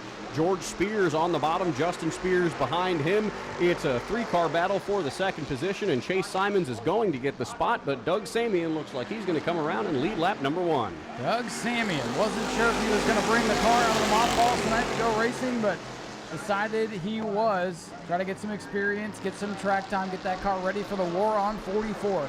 Says he's going to run used tires tonight, but man, it looks good out front. It does, as the field strings out behind him. The Spears family right behind Chase Simons, but it's Doug Samian all alone at the front of the pack in the 04 car. The 89 and the 98 rounding out the tail of the field, but still absolutely competitive cars. Doug Samian adds another couple car lengths to his lead. Simons up into the second spot ahead of championship leader George Spears, looking to get those 2 points that he lost back. Right now as they run 7 points separating the championship 2 with a race left after tonight. So Simons needs to move forward and hope the 23 moves backwards. It's been a tough couple of weeks for George Spears in the 23, but has things going in the right direction tonight. Chase Simons keeping a hold on the second position. It's all Doug Samian at the front. Justin Spears, he's now got to the back of George Spears. There might be a battle running here between the Spears family for the third position. He got a little bit closer that last lap and then backed off at the last second. But I think that 1848 might be a car to watch. He was super fast in the heat race, and I think that might be the case again today. so far pretty calm. Samian with about 3 car lengths on the 66 of Simons. Second, third, and fourth all together. Then they're ways back to Max Wheeler, the rookie, who's got the 89 William Huggy Bear Hyman right on his back bumper. William Hyman sitting behind Max Wheeler, gives him a little bit of a bump there. Wheeler's going to move up to the top side, and that's going to allow the 89 a potential to take that 5th position away and get that top 5 spot. Doug Samian still at the front of the field. Chase Simon still in second, and the Spears are still 3rd and 4th. Good battle back here for 5th. Wheeler in the gray 98 car hanging on to that spot. Hyman in the red and white 89. Takes a big arc into turn 1, gets some momentum. Will move down to the inside of young Max Wheeler for that position.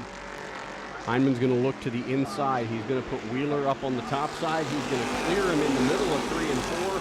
Shut the door coming out of 4. It's William Hyman taking away the 5th position, putting young Max Wheeler at the back of the field, and he is starting to pull away from the number 98 car.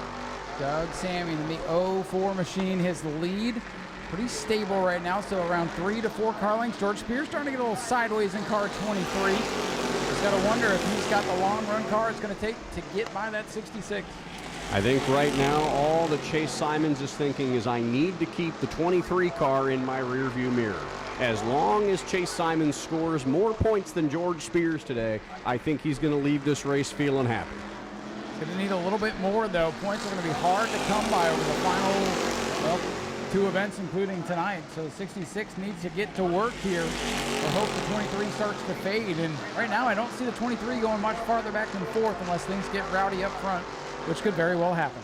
It could, as the black Monte Carlo of Doug Samian continues to lead the remainder of the top 3 cars. And Chase Simons closed the gap a little bit there on that last lap, but the 89 and the 98 car have got back together here a little bit, as a bit more of a challenge there for the 5th position as Max Wheeler has closed the gap back up.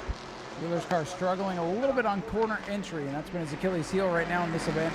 Back up front, still the 04 for Doug Samian, ahead of Chase Simons, George Spears, and Justin Spears. William Hyman rounding out the top 5. Then another lap has gone by, and well, we got trouble around. Goes the 18/48. As the rest of the field comes through, they're going to split them. Oh, Max is going to go to the high side last second, but they all get by. That was close. Very, very close for Max Wheeler. Justin Spears around. That will bring out the caution, and that'll bunch the whole field back up. So 14 laps to go in this one, so closing in on the halfway point. And just a reminder that the 50-50 was claimed, as we mentioned, on our way back up to the tower. Making them stay on their toes. He's going to go down to the inside. So Chase will go to the outside. George Spears, William Hyman. And the 48-18 has to go to the tail of the longest line because he brought out the caution. So he'll go to the inside lane. Doesn't get to choose. If you bring out the caution, if you go to the pits, you don't choose. And if you don't get in your correct lane, well, they can penalize you. So they're going to get all bunched up here. See if the 89 can give the 66 a good enough of a push that can get him in front of the 04, but Doug Samian is the control car, and the jet black Monte Carlo leads the field to green. He gets a good jump on the black and blue 66. What Simon's going to do, he's got to get defensive here because Spears going to be to his inside. Here they come off the corner. William Hyman, big sideways off turn number 2. 3-car breakaway now at the front of the field. Doug Samian back in control by 2 car lengths, side by side for second. Spears and Simons, 1 and 2 in the championship, second and third on the racetrack. George Spears got a little bit loose there trying to put the door to the 66 on that last couple turns, and I think that gave Simons enough. And oh, there's Simons getting loose there outside of turn number 2. George Spears uses that to close the gap. It's a battle raging on for that second position, and Doug Samian is using that to drive away even further and further. Drivers giving it all they have as we're closing in on the tail end of this one. Handful of laps to go for the Super Stocks here tonight. Doug Samian's lead by 2 car lengths now. Simons up on the wheel, would love to go to victory lane here tonight. He's closed the gap on Samian to about a car length. He tries to stick his nose down in at the exit of turn number 4. He couldn't get it done, but the gap continuing to close. Simons closing in on Samian as the laps tick on by. Simons with a good run off turn number 2, closing the gap once again. Battle behind them. Spears wants the spot from Hyman. Simons and Spears, your top three. And oh, Doug Samian throws it sideways off the fourth corner, about to the nose off the Chase Simons 66. Action starting to heat up here with 10 laps to go. And Chase Simons ducked his nose in there. He tried to get it, and now Samian is loose again. Simons is going to go topside, try to get around him, but he's going to keep the spot. Here comes George Spears into the mix now. What was once a seemingly surefire win for the 04 is now a 3-car battle for the lead. Boy, it's getting racy at the front. I told you, who cares how many cars are in the field? You're going to see a heck of a fight, and that's what we've got. Top 3 cars under a blanket with 8.5 laps left. It's still Doug Samian at the front. George Spears a little bit faster than Chase Simons there on the back straightaway. Simons just needs that window of opportunity to get below the 04 car that he had a couple of laps ago. He's waiting for that window of opportunity to reopen, but that window is not quickly to come. Good corner that time for the 04. He legs it out. He's got 2 car lengths again. Simon's going to toss it into turn number 3, try to hug the bottom of the racetrack. Get some grip coming off, and he's got to worry about Spears on his back bumper now. As Doug Samian continues to lead by 0.2 of a second. Might be getting a little bit of help there from the 23 car. That gap still remaining the same, thankfully, for Chase Simons, as he's going to try to throw it in low again here in 3 and 4. He wants to gain as much ground as he can, and I think he's got the window he was looking for. He's at the rear quarter panel, and contact between the top 2. He got a little bit loose, broke momentum. He charges into 1. He's there. A lot of bump attack. Top 3 coming together. Spears knocking on the door of the Simons machine now. The race is on for the Super Stocks. Battle for second. Spears looking to the inside of Simons, who got knocked around that lap. And the 04 got very, very loose there in turn number 2, and now George Spears a little bit loose. They're going to roll through turn number 1 side by side for the second position. And Chase Simons is loose now. Everybody's loose. Coming together that time, and Doug Samian loves it because he's pulling away. Biggest lead he's had all day. This time by, it's 4 laps to go. 2 miles left around the Speedway for the 04 machine. 4 to go. Chase Simons probably kicking himself for using up what could have been his only opportunity as George Spears and him get loose. Chase Simons is around. He saves it. He's still sliding on the back straightaway. Chase Simons saves it. George Spears takes the second position away. Whoa, we got contact, and now Justin Spears goes around and clips the Simons machine. Caution is out. Tire is down. And oh boy, the intensity is going to heat up again. There potentially, Zach, it's not over till it's over, but there could be the championship right there for Simons as he got bounced around by the Spears family on that lap. Battling for second with George, almost came unglued, and then he got into Justin going into 3. That was just a lot happening all at once. And now the caution is out and the restart's going to be on. And the 66 going to need a new sneaker. I believe this will be 2 laps to go, or 3 laps to go, right? So hearing from scoring, 21 complete, because we did not get that lap in. So showing 4 laps to go still. But I see where your mind was, Zach, because they were coming around to complete that lap. They were just about to get to the them. line. Chase Simons, his first season in this division. A couple of wins on the year. Fantastic rookie showing for him, and hopefully this is not where his championship fight comes to an end. And I'm sure he's going to do everything he can to get that car rolling again and try to get back around the 23 of George Spears. Oh, yeah, he's going to get everything he's got to stay in the race. But the caveat for that team, they're parked up in turn number 3, right where you see number 3 on the wall with the yellow light. That's their pit stall. So hopefully they've got somebody down here ready with a tire, because I think that car can continue. Just got bounced around a little bit. We'll see how the Spears car is after he got on the binders there. Honestly, that should have been a huge crash in turn 2, and then it should have been a huge crash in turn 3, and it ended up a little spin. It did. And that, yep, hey, look, the team is ready. I was looking up top. They're ready to go. They're professionals. They've got a tire ready for Chase. And the Simons team getting to work on the number 66 car. The Simons machine now pulling off of pit road. That tire is officially swapped. There is a new right rear on that car. We'll put this one to rest in just 4 short laps. Doug Samian making him wait, and he goes down the inside. Spears will be on his outside. And Chase Simons, he did come to the pit, so he'll go tail the longest line. He can choose, but he goes to tail the longest line.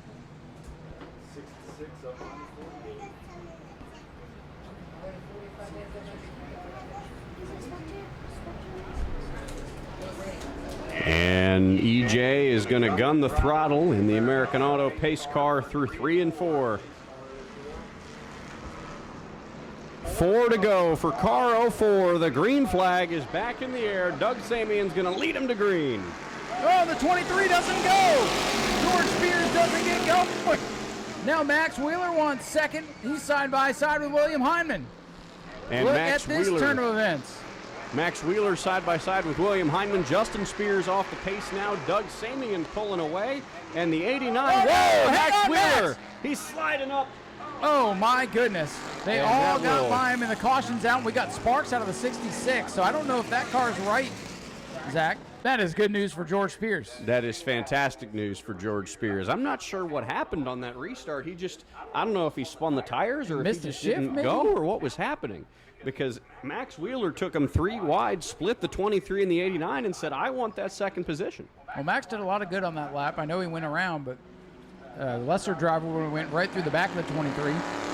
Justin not running for points, and believe me, they know the situation, so this could be good news for George not to have as much pressure on him for this restart, but it's got to outduel Doug Samian. Here we go. Pace car is to safety. Samian and Spears pick up the speed. Here come the veterans off the corner. What a restart for Spears. That time he's out in front. Spears is going to get the jump going into turn number 1, but he could not close the door on Samian. He's at the door. He's at the quarter panel. He's almost clear of the 04 car, but Samian is fighting back. He's on the bottom as they roll through turn number 3 as George's brother Justin behind in tow in third.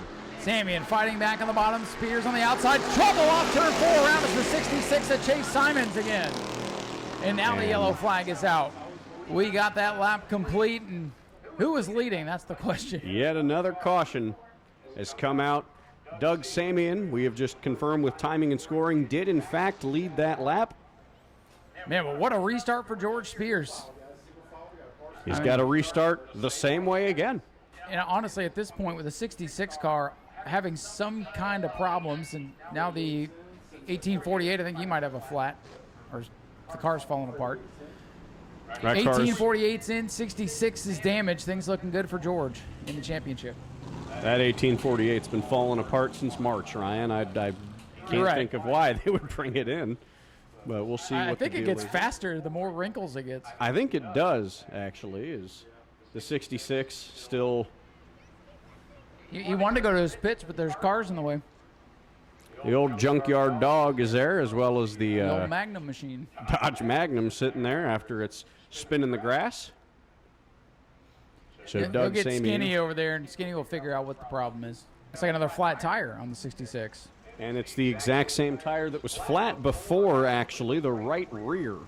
Oh, this has just been flat out a terrible race for the 66.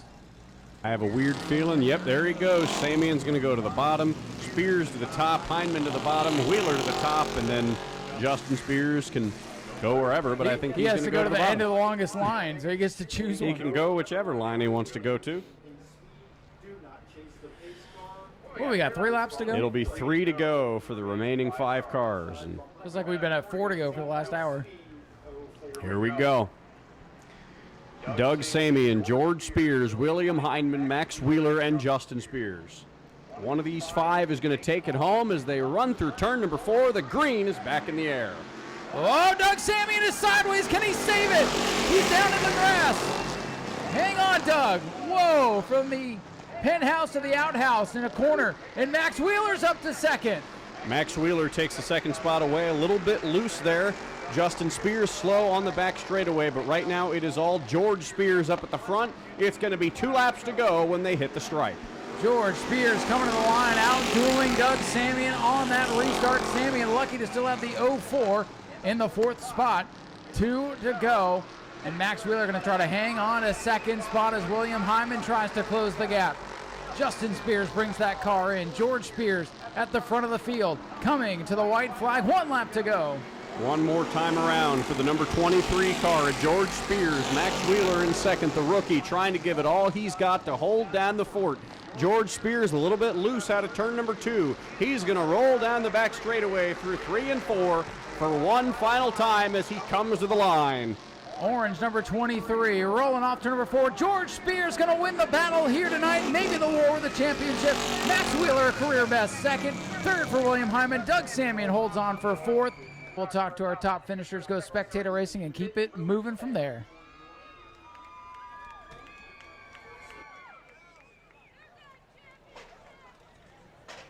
George Spears, driver of the number 23, out of his car. We're going to go grab a word with him. He was the winner of seemingly a battle of survival here. Absolutely crazy finish to this one. George, the wheelman he is, getting more points potentially towards locking up that championship. George, on that restart, when you saw the 04 car move down to the bottom, how did you react when you knew you had to cut up top and fend off the 98? Well, I knew what the 04 was going to do anyway. Look at the side of my car. Going down the back stretch. We're not even in the turn yet. I don't know. That's stupid, but... So a lot of hard racing between you and Doug Samian in car number 04. This brings you a little bit closer to that track championship for this division that you can lock up next week. Is there anyone you want to thank for helping you get out here tonight? Yeah, we definitely needed this. We've been working on the car, and we're still not where we need to be, but yeah, I got to thank, first of all, my car owner, Ed and Shelly Barber. This is their car. Got to thank my wife at home. She didn't get to make it tonight. Thank my brother for all his work, my son, all our guys. EJ, American Auto, thank you so much for all you do for us. Spears Lawn Maintenance, Edgewater Screen, Animal Control Management, Bird Deterrent Technologies, Skinny Roth, Tom, you're the man, Speedway Video. I'm out of wind. I think that's... Oh, yeah, the fans. Thank all you fans for being here. Please come back every week. Bring somebody with you. We want to fill these stands up. We need you guys here. Well, congratulations on a great win, George. We're going to throw it on over to Ryan to talk to our second-place finisher, his career best, the rookie, Max Wheeler.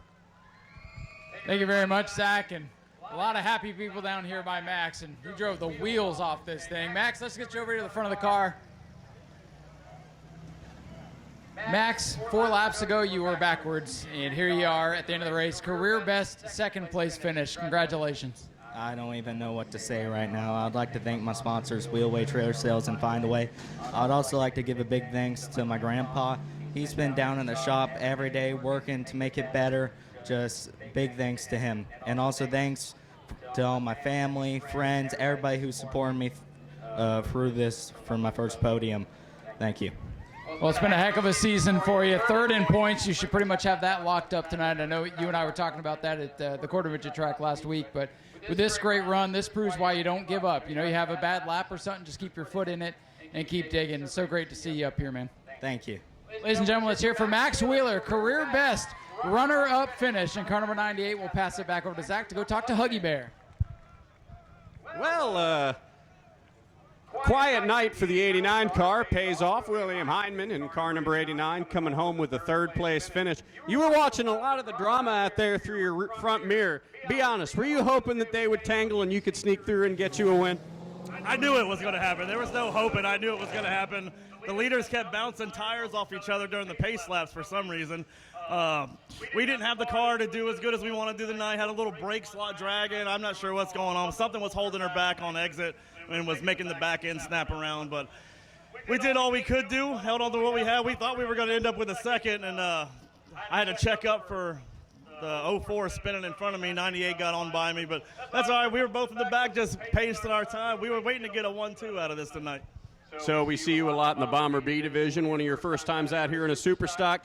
What do you think compared to the Bomber B, and are we going to see you out here during the War on 44? I've had this car since 2017. I run super stock, pure stock, citrus, all other racetracks in the state.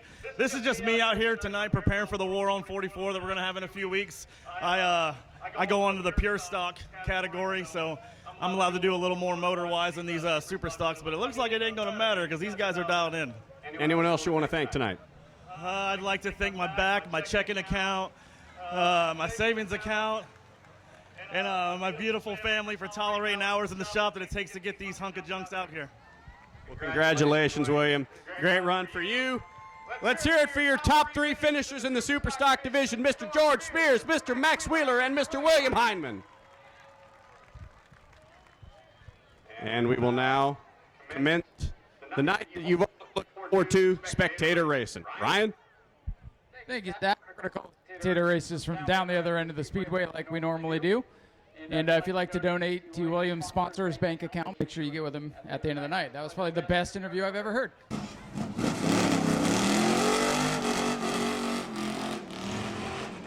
Come on, Zach, what is that? You're trying to hit the light pole.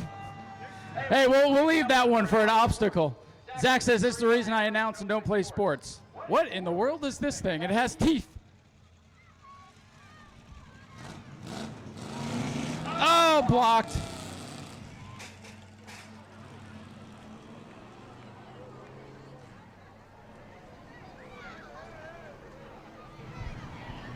Zach is doing his best. Hey, he got one. Nice catch. All right, so the Spectator racers are getting ready. They're going to come down to turn 4. We'll figure out who's driving what. Ooh, anybody like Ninja Turtles? This one has teeth, too. Here, Mr. Race Director, you try.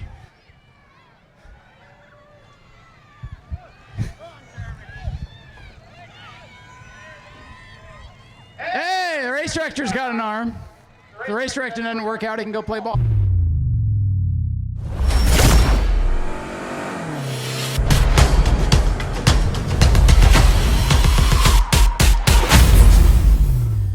I know this character. Who are you and what are you driving? Justin Otterholt, and I'm driving a 2013 Audi. Justin Otterholt in the Audi. He's ready to hook and book on the bottom. Let's see who's going up against. All right, we got Dale Jr. in the house, and he's got number 8, right? What the heck is this? He's got a slide whistle in the Mitsubishi. So we got Justin versus Dale Jr. on the outside. We'll get to safety. They'll wait for Tyler's green flag. I shouldn't have worn my white shoes in the grass. And here we go. They'll wait for the flagman. First one back moves on. Green flag is out. Justin Otterholt ready to hook and book on the bottom, and he's gone.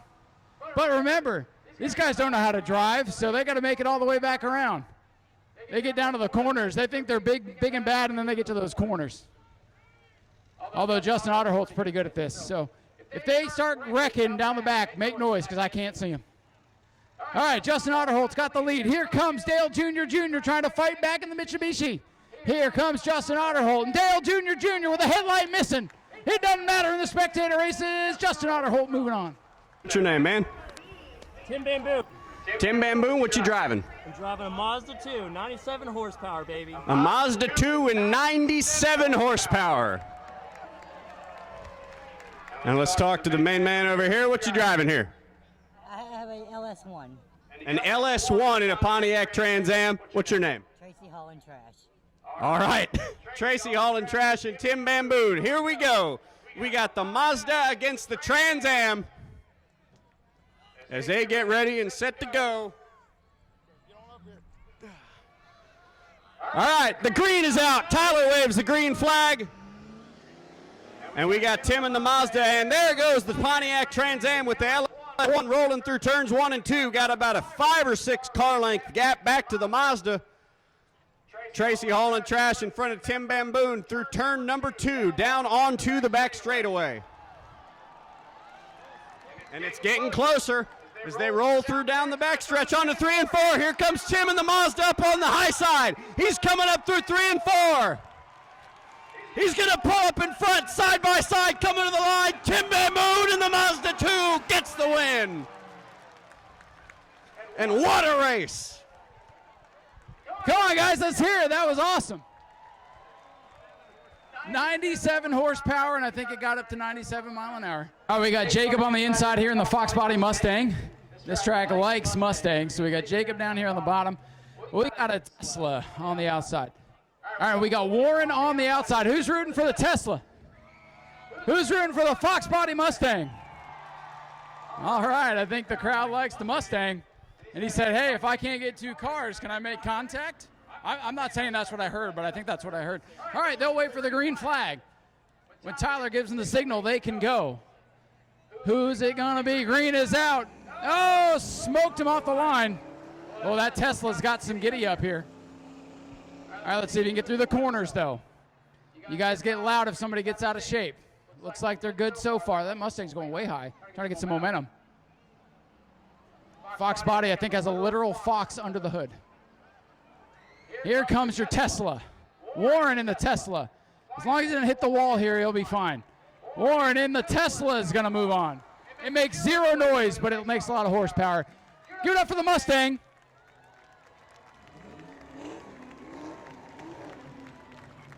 Well, it made it. Doing a little burnout for everybody, it seems. Let's go on and get these two gentlemen's names. What's your name, man? Nathan. I drive an Acura TL. We got Nathan in the Acura TL. And over here in the hoodless Honda with the broken windshield, we got Emmett Baker. Emmett Baker, what is this? 94 Honda Civic. A 94 Honda Civic. So we got the Mazda and the 94 Honda Civic, or the Acura, excuse me, as we head on back to safety up here on the pit wall and wait for Tyler to give him the signal. And we're green. And it's a battle of Japanese horsepower between the Honda and the Acura as they roll through turn number 1. And it's the Acura up front right now, but the Honda's close on its tail, and the Honda's sideways. It's around, and it's safe. And it's going to be the Acura rolling through turns number 3 and 4 to pick up the win over the hoodless Honda. Bringing it home, he's sliding it sideways for you fans, and the Honda's sliding around too. A lot of spinning there, Ryan, huh? I thought he was going to do it again. You had your back turned. Oh, boy, what'd you guys think of that one?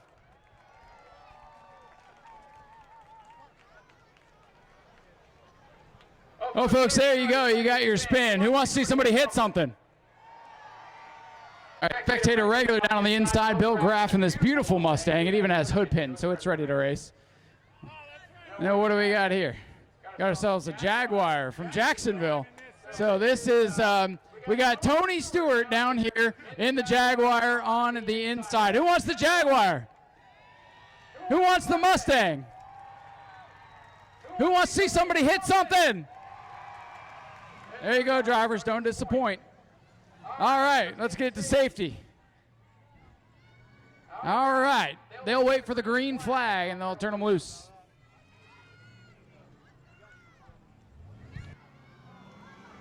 And the Jaguar, Tony Stewart takes off. No relation to the Tony Stewart, but fits that car pretty well. Tony Stewart away with the lead. Bill Graff trying to make something happen, hoping that Tony Stewart has a moment. Tony Stewart in the Jaguar, coming off the corner. Tony Stewart is going to win it. And Bill Graff in the Mustang doesn't put a scratch. Hey, the Mustangs survived tonight. They might not have won. The Mustangs didn't hit anything. Usually they do. Who do you fans want? You want the Audi or do you want the Mazda? Everybody wants the Mazda. And Tim, best of luck to you in the Mazda. The fans have your back as we wait for Tyler's signal. And the green is out. And there goes the Audi moving through turns 1 and 2. Braking zone up in turn number 1. Going to dive down to the bottom in between 1 and 2. And Tim and the Mazda just can't keep up at the moment. But, oh, he's gaining ground on him on the back straightaway. And as they roll through turns 3 and 4, it's about a 2-car length gap. He's got one more shot. Can he take it? They're going to roll through 4. And he's not going to get there. It's going to be the Audi. Unfortunate loss for the fan favorite, the Mazda. A little handicap action going on here. I'm okay with it. You like it? I like it. All right, they'll get the officials to safety. They'll wait for Tyler's green flag. When Tyler throws the green, get on the gas. Try to make it back first, move on. Tyler looks him over one more time and waiting, watching. Green is out. Oh, that Tesla, man, that thing scoots. Oh, he's on the brakes. And he's got the big jump. Tesla, yeah, he's on autopilot. He just puts the whatever into the computer and it goes for him. It ain't even spectator racing, it's computer racing. Oh, the Acura's going to try to come back. Put it in autopilot off turn 4. Warren and the Tesla is going to move on. The Acura tried. He tried really hard. Who wants some action?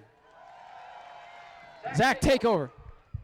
All right, we got Tony Stewart in the Jaguar, and we got Justin in the Audi. I like Tony Stewart here. I think the Jaguar might be the call as we await the signal from Tyler to give him the green flag. We'll get our officials, our officiating crew out of the way. And green is out. And Tony Stewart looks to the bottom. Justin in the Audi looking up high. It's almost side by side as they enter turn number 1. Justin's going to get a higher look up on the top side. He'll close the door on Tony Stewart as they roll through turn number 2, but Stewart's closing the gap as they head down the back straightaway. They roll down the center of the back straightaway into turns 3 and 4. The gap is a car length. Here comes Tony Stewart on the back bumper of the Audi. They're going to be side by side as they come out of 4, but he doesn't duck out of line. Justin in the Audi is going to win and beat Tony Stewart in the Jaguar. So again, let's set the stage. Justin Otterhold in the Audi. He'll be up here. Warren Aves in the Tesla. Pick your winners, place your bets. We'll get EJ's to safety, so they'll wait for Tyler. This is for $300. And the green is out. Look at the Tesla. Justin's got to make it wide. Oh, my. Blew by him like he was standing still. You were right. We needed 90. It ain't over, though. It ain't over. Justin's up on the wheel. We got on. Justin to the outside. Here they go down the back. Get loud, folks. This is for all the marbles. Tesla on the bottom. Justin working the high side. Here we go. Justin's on the gas. Here they come. Justin Otterhold putting up a fight, but the Tesla goes to victory lane. That thing's just got too much straightaway speed, no doubt about it. Next time it comes out, it will be 90 car lengths. Couple of boo birds for the Spectator. Listen, he's down here and you're up there. Why would you boo the man for putting a show on for you? Ladies and gentlemen, door is open, and Warren Aves about to pop out of this thing, taking home the $300 tonight. When he does, I want you to give him a nice new Smyrna victory lane welcome. Ladies and gentlemen, here comes your Spectator race winner, Warren Aves in the Tesla, taking home $300 thanks to Volusia Contractor Equipment. Well, Warren, they handicapped you a little bit. The fans wanted 90 car lengths. It might have been close there, but man, this thing smokes down the straightaways.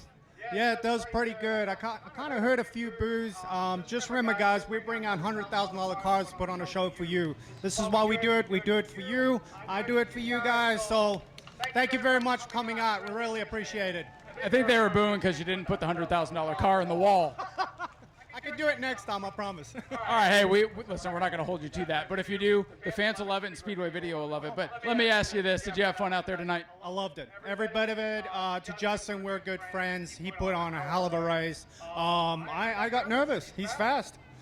He is fast, and he knows how to get around this place. He just won over at Auburndale a couple of weeks ago, too. So you're up against a good competition tonight, and you put on a good show. We appreciate it. Good guy. Appreciate it. Thank you, guys. Thank you for everything. Ladies and gentlemen, let's hear it for Warren, your Spectator race winner. And Justin, let's hear it for Justin Otterhold, too. Justin, good effort tonight. Thank you very much. I was milking it for all that it's worth against that Tesla, but sometimes it's just not enough. Well, hey, we appreciate you being out here. Let's hear it for Justin one more time. Let's hear it for Warren, your race winner, as the top two show the sportsmanship. And we're going to head up topside, get ready for the next race.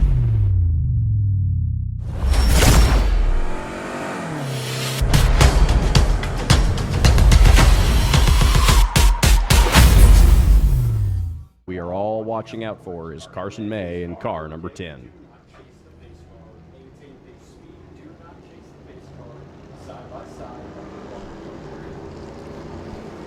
And here we go, Ryan. E-mods are going to roll them away. Hopefully they play a little bit nicer here in the main event, but let's see what's going to happen. Pace car with the lights off, ready to pull in. Dylan Sale, Ken Copley, rookie versus veteran. Here they come, double greens in the air, E-mods are underway. And Carson May makes a dive bomb to the inside, but checks back up as Dylan Sale's going to get the advantage. He pulls in front of Ken Copley through 1 and 2, shuts the door, pulls away on the backstretch. Here comes Carson May now challenging Copley for second. Dylan Sale setting sail at the head of the field as he comes off the corner. Copley up the racetrack in front of the 14, battles on for second. Sale is trying to set sail in that number 12 car. Copley second. Simons with the wrecked race car up to third. Wants second now off to number 2. What a move by the 14 car. He's going to take the position away from Ken Copley. Copley isn't giving it up yet, but now he does as the 14 comes around to take the position away from the number 7 car.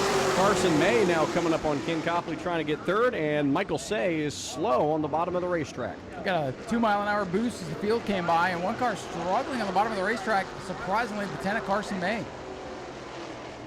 Carson May dropping back really, really quickly, actually. Yeah, he's stuck down on the bottom of the racetrack. Ken Copley hanging on to third. He's kind of holding up Michael Mark in the 53. So your championship leaders, 7 and 53, have found themselves together. Michael Mark's going to go underneath Ken Copley. Copley is struggling a little bit here in this feature event. Heat race winner Bruce Gayton in the 93 boxed in now. He's going to look down on the bottom. Ken Copley's number 7 starting to go backwards. Dylan Sale about 7 or 8 car lengths back. Oh, in trouble. Around goes the 7. Copley gets a bump from May, and will we stay green? For now, we do. The 7 is rolling, and we got to go yellow. That'll be the caution. He's going to turn it back around up the racetrack. With the field coming, that would have been bad news, and bad news for the 12. There goes the lead for Dylan Sale. Sure enough, is taking the bottom. Simons is going to take the top. Mark on the bottom. Bruce Gayton going to go up top. Carson May and Ken Copley both going to elect the top. And that will leave us 2 cars on the bottom, 4 up top. Carson May and Ken Copley. 2 drivers that really have fallen off the pace, and it's only been 4 laps. Well, honestly, slow and steady might not be a bad deal tonight. Maybe not. They're going to get hot and heavy at the front of the field. Daytona Dodge American Auto pace car is off the speedway, and we are set to go back green flag racing. Sale on the bottom. Simons on the outside gets the jump. Jay Simons is going to get the jump.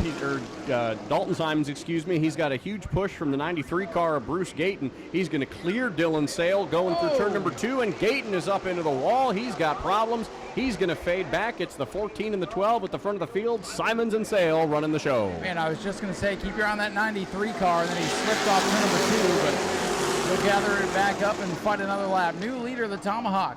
Dalton Simons in car 14. Sale back to second. Then it's Michael Mark looking to inherit the championship lead here tonight with a good run. He would have had a huge lead. He missed a heat race earlier this year as well. Top 3 under a blanket, make it 4 now as they come off turn number 4. And it looks like Michael Mark is going to try even harder to get that second position away from Dylan Sale. Dalton Simons loves to see these 2 battling, but he just can't seem to get enough air to pull away. 2 car lengths right now between the leaders, with the battles on for second. Michael Mark getting racy. Here comes the 93 of Gayton looking to the outside once again. Gayton's going to tuck back in line behind the 53 of Michael Mark. Dalton Simons added another car length to his lead there over Dylan Sale.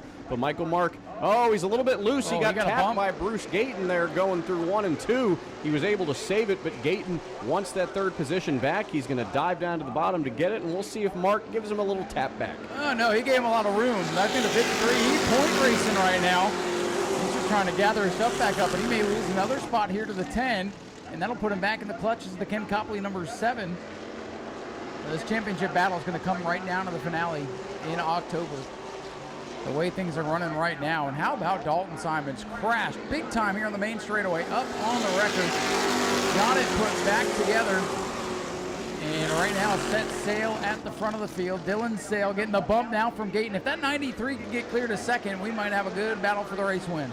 I think that 93 is very much proven he's not afraid to use the bumper. Bruce Gayton putting the bumper again there to Dylan Sale's number 12 car, but Dylan Sale holding strong, keeping that second position steady, holding down the fort, but here comes Gayton again, diving low. Gayton looking low. The Critters got company. They touch Gayton is sideways again. Every time he gets a break, that car gets put in a bad spot and he drops back, keeps his foot in it. We'll get back by Michael Mark. Now we'll go back to work on the Dylan Sale number 12 as they continue the race like this. The Tomahawk, Dalton Simons, is running away with the lead. And Dalton Simons is very happy to see these other drivers battling for position, gives him more of an opportunity to pull away. Michael Mark back in the picture now in that 3-car battle for second. And look at Carson May. He's closed in on the rest of the field as well. That 10-car heating up slowly as the night goes on. Next time by will be halfway home, according to Race Control. Tomahawk still with about a 4-car length lead, but watch that 93. If he can get by, he might be able to reel him in.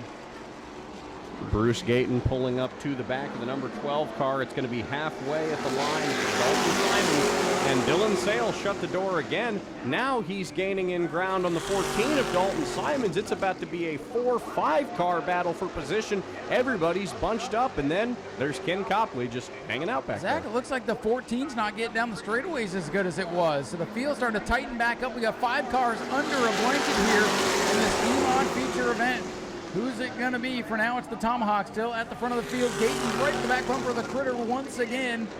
And boy, that 93, man, when it gets sideways, it drops back. He's not giving an inch to the point leader, or soon-to-be point leader, Michael Mark. And Michael Mark, I don't think really is trying to get around the 93. I think he's just trying to hold steady and make sure the 7 car doesn't get around him. Dalton Simons regaining that speed. It seemed like he had lost for a second. I thought Dylan Sale was going to have the chance to get up and around him, but as of now, no dice, and it's the 14, the Tomahawk, Dalton Simons, Hey, all alone. He's starting to scoot away once again, Zach. He's building that lead up. Probably the biggest he's had all day. Last time by, Dylan Sale bounced it off the concrete a little bit.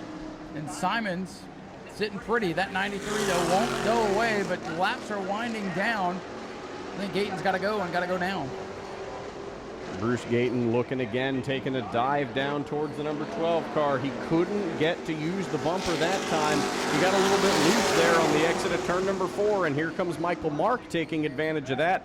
All the cars under a blanket again as they roll through 1 and 2. Dylan Sale keeping his distance, though, making sure that the bumper of the 93 does not affect anything on the back of that race car. Well, they continue to push and shove from second on back as they do that. Simons, who we thought maybe his car was going away a little bit, is pulling away now at the head of the field. Gayton going to look low. He wants second. Slides it into turn number 1. Drifts up the racetrack. Bumper tag again. And Gayton is loose again off the corner. Sale will pull away by 3-4 car lengths. Bruce Gayton just cannot make that pass. He cannot get to the bottom of that number 12 machine, and that's given Dalton Simons even more of a chance to pull away. And now here comes Carson May into the mix. He's moving low on Michael Mark. 5 laps to go this time by. Things are looking good for Dalton Simons, despite how they looked earlier today when that car was in a heap on the front straightaway. That team went to work. They went back to the shop. Were able to get that car back together. And now we got a battle side by side for 4th. Maybe contact there with Michael Mark and the 10 of May. Bruce Gayton back, bumping the rear bumper of the 12 car once again. Carson May has taken the 4th position away. Now I think he set his sights on Gayton for 3rd, but they're going to come to 3 laps to go, this next time by for Dalton Simons, who's got a clear racetrack in front of him. Simons sitting pretty at the head of the field. Dylan Sale still in that 2nd spot. Bruce Gayton won the heat race earlier today, but stuck back in 3rd and now under attack from the Carson May number 10. Dalton Simons, 5 or 6 car length lead back to Dylan Sale. They're going to come across the stripe. It's going to be side by side between Carson May and Bruce Gayton for the 3rd position. May had contact there with the 93 as they slide into turn number 2. Boy, Gayton's car is fast, is a little bit too loose on corner exit. And now under attack, May looking to the high side. May, can he make it stick up there? I don't know. This time by, it's 2 to go. 2 to go for the Tomahawk. 2 laps to go for Dalton Simons. Dylan Sale gained a little bit of ground on that last lap. I don't think it's going to be enough, but here comes Carson May now making the pass on the 93 of Bruce Gayton for the 3rd position. They're side by side through turn number 3. This time by, the white flag's going to wave for car number 14, Dalton Simons. That car wrecked in a heap on the front front straightaway just a few hours ago. In his rearview mirror, all the actions behind him as they come off turn number 2 for the final time. Dalton Simons, the Tomahawk, through 3 and 4. He was into the wall many early hours ago, and now Dalton Simon's going to come to the line. He is going to win. Second place, Dylan Sale. Third place, Carson May. Fourth is going to be Bruce Gayton. Michael Mark going to round it out in the 5th position. Coming out of his car, let's hear for Dalton Simons, the Tomahawk, getting the win tonight in car number 14.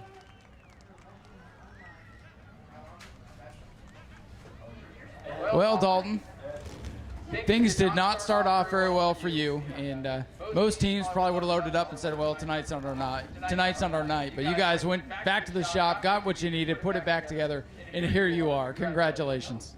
Yeah, I mean, unfortunate event that happened right there in turn 4. I really hate that for Eugene, and I'm glad he's okay. But yeah, we knocked the right front off. I hit the brakes when I was still turning, knocked it off, and ran back to the shop, get everything put together. Didn't really expect to do too well, but I'm really happy with how we did, So I got to ask, did the car drive just as well as it did before the wreck, or could you feel that something was different? No, there was definitely something different with it. It was a lot tighter, and the right front was just not what it used to be, but we'll get it back in one piece for next time. Well, you got into clean air, and you kind of set sail on the field. They were duking it out for a second behind you. I'm sure you were hoping for no cautions. Yeah, I was definitely hoping to just stay where I was at. I was pretty happy with it. Well, hey, man, congratulations on the big win. Who would you like to thank tonight? I'd like to thank Ace Enterprises. Happy birthday to Wesley, by the way, owner. And I'd like to thank American Auto, SM Eagle Steel, McMillan Creek Ranch, DeBerry Paint and Body, Southeast Dewatering, Hoover Welding and Fabrication, and I gotta thank my dad and uncles and everybody for getting this car out here and helping me get it put back together after we wrecked, because if they weren't here, we definitely wouldn't be in victory lane right now, so I gotta thank them. Total team effort. Ladies and gentlemen, let's hear for Dalton Simons, your race winner tonight. That's a comeback for the ages. We'll send it over to Zach to go talk to the critter, Dylan Sale, in second. Dylan Sale, absolutely fantastic run for car number 12. Great finish for you, a fantastic run, a great battle there between yourself and Bruce Gayton. How was it handling, him playing bumper tag with you there a little bit, keeping the car handling well and bringing this home to finish in second place? First thing, thanks to the fans coming out. I appreciate every one of you guys. Congratulations to Dalton for the win. Thank you to my competitors. They could have dumped me at any time, but they didn't, and they raced me clean, which is nice. Not very common in this class sometimes, but no, they raced me great, which was awesome. We'll take a second. I mean, they were on my bumper every lap, so the fact that we held them off and was able to finish P2, we'll take it. So. I mean, you're coming up on the end of your rookie season in this class. Just a handful of races left for this division. A fantastic rookie campaign for you. Is there anything you've learned in this season that you're going to use to apply into future seasons, whether you stay in this division or maybe move somewhere else the following year? Building the car, I learned car manufacturers don't make buying parts easy. You buy about 3 until you find the right one, but we were able to get it together. I mean, it was 15 years since I've been in the car, so coming back, having contention and being on the podium every time we've raced is bigger contribute to my team than me, but thank you to my fans and my team for sure. Anyone else you want to thank tonight? Debbie Ellis with EXP Realty. If you're buying a house, go to her. Bowlingball.com, Pyramid Bowling, thank you guys. A bunch of people from the Tortuga Ballpark are here, so thank you guys for coming out. My bowling family, my family, everybody. So seriously, thank you from everybody. Well, congratulations on a great runner-up. Dylan, we'll throw it back on over to Ryan to interview the guy that seems to have his whole fan club over here, Carson May. All right, Carson May bringing it home in third. You had to start at the back of the field tonight, and looks like the car just didn't quite have what you needed, but you're kind of telling me that was a rough race, but still, you're bringing home third. A lot of guys couldn't even survive tonight, so still a good run for you. 100%. This car's been amazing to me, but I just need more practice because I'm just now getting up here and racing, which is the best practice, but I couldn't do this just by myself. I'd like to thank my parents, my grandparents, Real Street Performance, and just everyone that helped me get to where I am right now. Well, listen, this is your first year driving this E-Mod. It takes a lot to make these things go around. You've already been to victory lane this year, another podium. I'd say you're having a pretty good rookie year. it's been an amazing rookie year so far. I just hope I can get back next year and do as good as this year. Do you have anybody you want to thank for all the effort tonight? Just every single person that helped me get to where I am right now. I mean, it's not just a one-person effort. It's a whole group that puts all their time and effort in to make this happen. Hey, go celebrate. You got a lot of people here cheering you on tonight. Carson May brings it home with a solid third-place run in car number 10. We'll let him get some photos from Jim Jones, our track photographer. We'll head up topside, and now, like I said earlier, it is actually time for the Florida Southern Ground Pounder Division. A whole bunch of them. I think there was 15 or so signed in. We'll see how many are left to go main event racing. 20 laps for the Ground Pounders up next.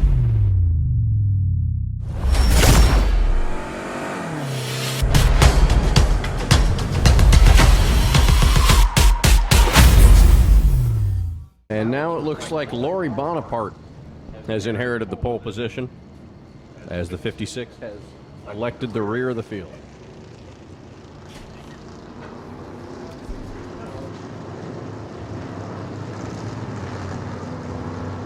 All right, folks, here we go. Ground Pounders getting ready, so it will be 13 to take the green. And again, the start's going to look a little wonky, and then they'll hit the throttle. And here they come. Green is out, but hold your horses. They roll down the front straightaway. I kind of like it, man. It's a good way to get pictures of the start. It is. It's a good way to show off your cars to the fans. All right, here they come, creeping into the start zone now. There we go. They can drop the hammer. Watch the 90, watch the 9. Those are the two fastest cars here.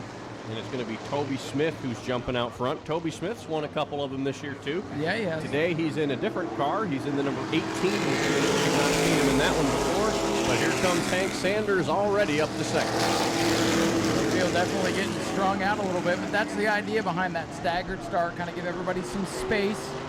We're not trying to wad up 15 of these things on lap 1. Toby Smith only has so many hours in the day. Battle for the lead. Here comes Hank Sanders, the red rocket down the inside of the yellow machine. Toby the leading class. Battle of the modified from the front. Here comes the villain around the outside of the 61, catching the 111. And Toby Smith has done a good job fending off Hank Sanders for now, but here comes Sanders again now to the bottom, and Smith's going to cut him off again. The 18 might actually have something to keep Hank Sanders at bay. Yeah, they better make it wide. That 90, well, both those cars with some good horsepower down the straightaways. And we got a slow car, Scott Fogue's Blue Machine down on the bottom of the racetrack. Leader's going about 100, Fogue's going about 15.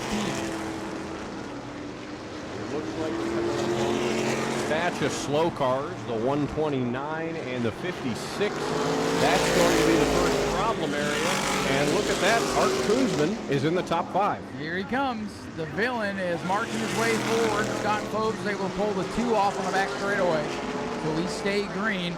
And now the leader's in traffic, going around the hat in 129. Piccolo to go a lap down now in the, 69, 56. Toby Smith keeping pace at the lead. He's got something for Hank Sanders. Hank's going to look down on the bottom, and this might be the time. He's got him, and he does. Hank Sanders in car number 90 to the race lead. He's got him. He better run and hide. Here comes Art Koonsman looking for third, looking for the lead in the stock car class. Right now leading the sportsman will be the 9 of Eric Sauer. Battle for the top spot in the stock car class into turn 1. Koonsman in the 9. Jody Modine in the 45. Hank Sanders showing the way. He's going around the lap car of the 111, and now he's going to tackle the 1111. Art Koonsman's going to look low on the Pontiac Trans Am Firebird of Jody Modine. He's going to take the spot away. Welcome to the podium, Art Koonsman. Art Koonsman in the 9, setting his sights now on Toby Smith's 18X car. Hank Sanders out there logging laps. He's got nothing but open racetrack in front of him. I think Toby Smith is starting to see that scary-looking villain behind him, number 9, blacked out number 9. We don't see him run this car as often. We usually see him in the Patchwork Possum in that other number 9 machine, but this one is just as fast. Possum's down there, driverless. But right now the villain setting sail. In the 3rd spot, we're going to take away the 2nd spot here down the main straightaway from Toby Smith. He couldn't get there that lap, and now there's a lot of lap traffic coming up for Hank Sanders. He's going to have to navigate his way around it again. And this time by, I believe that will be halfway.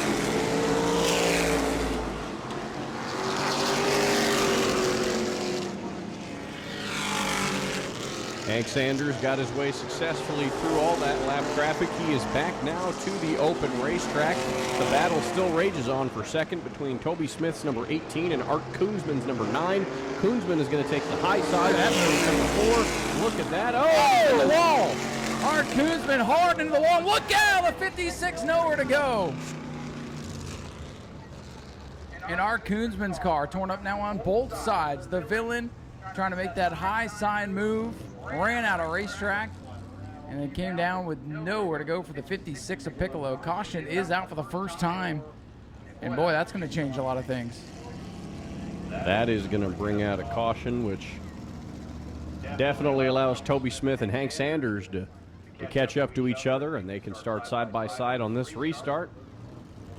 Boy, Art hit the wall because it looks like you have so much room in the corners, and you come off the straightaways and it just narrows up real quick. And man, if Art could have made it stick, I think he has the pass made. And then concrete in that car. You could see the right front suspension was broken, no control, and nowhere to go for the 56.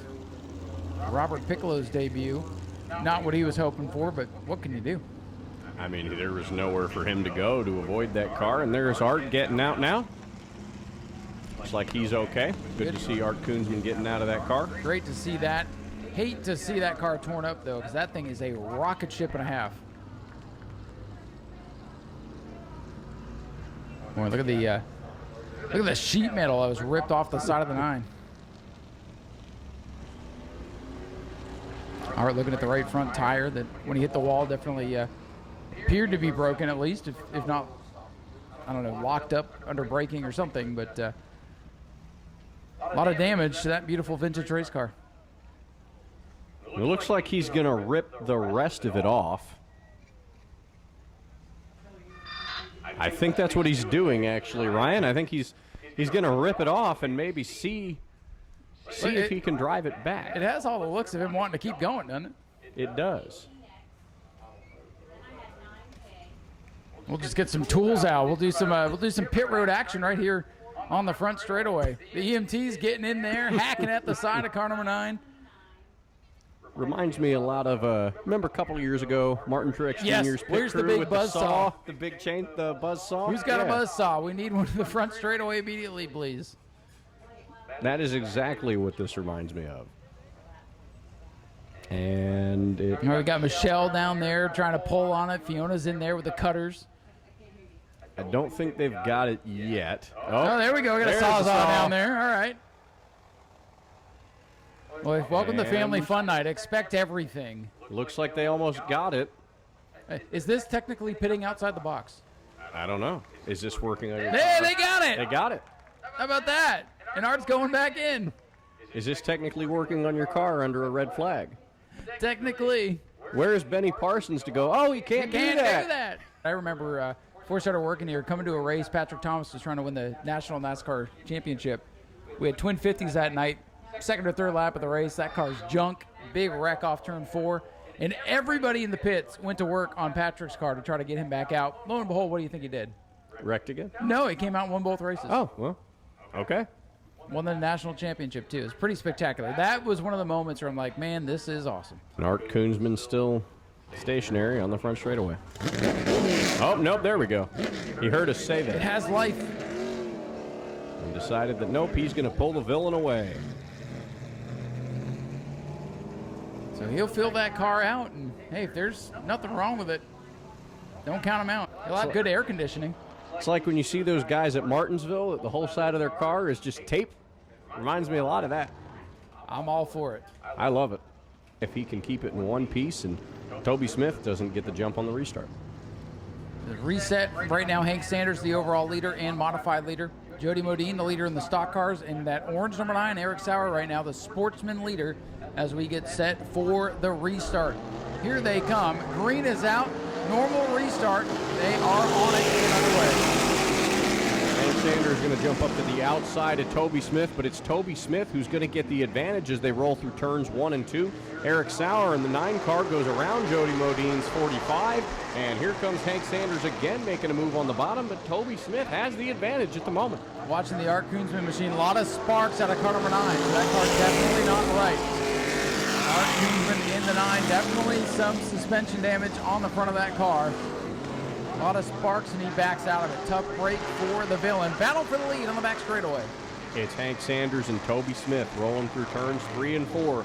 Toby Smith has the advantage, but Hank Sanders, every couple of laps, has that short shove on him to try to get under the bottom of that number 18 car, but it looks like Toby Smith might just be a tenth or so faster every single lap. I think Hank's got the car, and I think Smith's got the handle. Let's see how that's going to go. Art Koonsman still on track in the 9. Oh, whoa, Toby Smith with a moment in turns 3 and 4, and Hank Sanders back to the front. Wow, that was almost big. And I think that was the break that Hank Sanders was looking for. Yeah, and almost the break Toby Smith was not hoping for. As he's going to roll past and put a lap on his teammate, Art Koonsman. He's going to roll around. He's going to see the 5 laps to go. Signal from Tyler this time. 5 to go for Hank Sanders. Laps are winding down.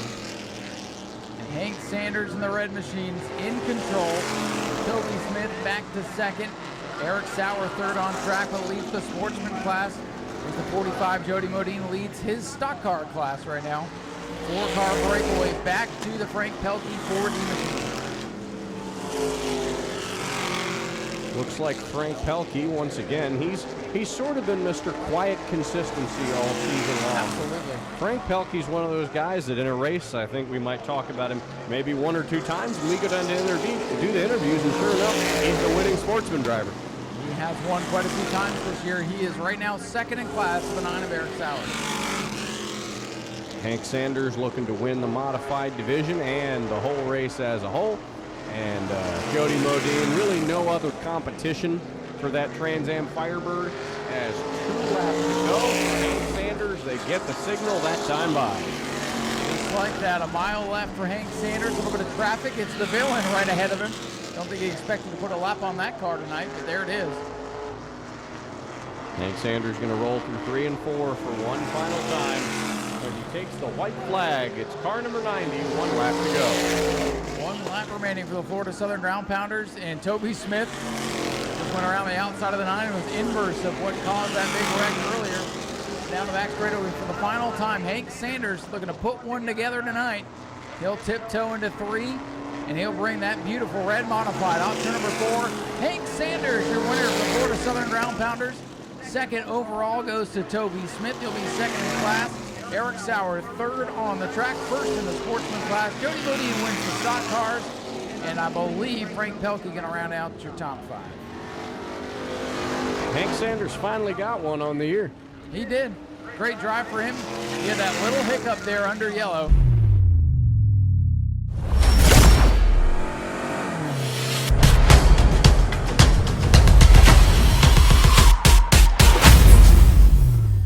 We're going to have 6-7 cars probably under a blanket much of this race, trying not to break out, trying to make their competition break out, trying to get to victory lane. The lights are down, Zach. Here we go. 20 laps to end the night. Who's it going to be visiting victory lane for the final time tonight? And as we mentioned, after the conclusion of this race, we'll have Bomber victory lane and Ground Pounder victory lane simultaneously. We'll talk to everybody, give you something to listen to on your way out.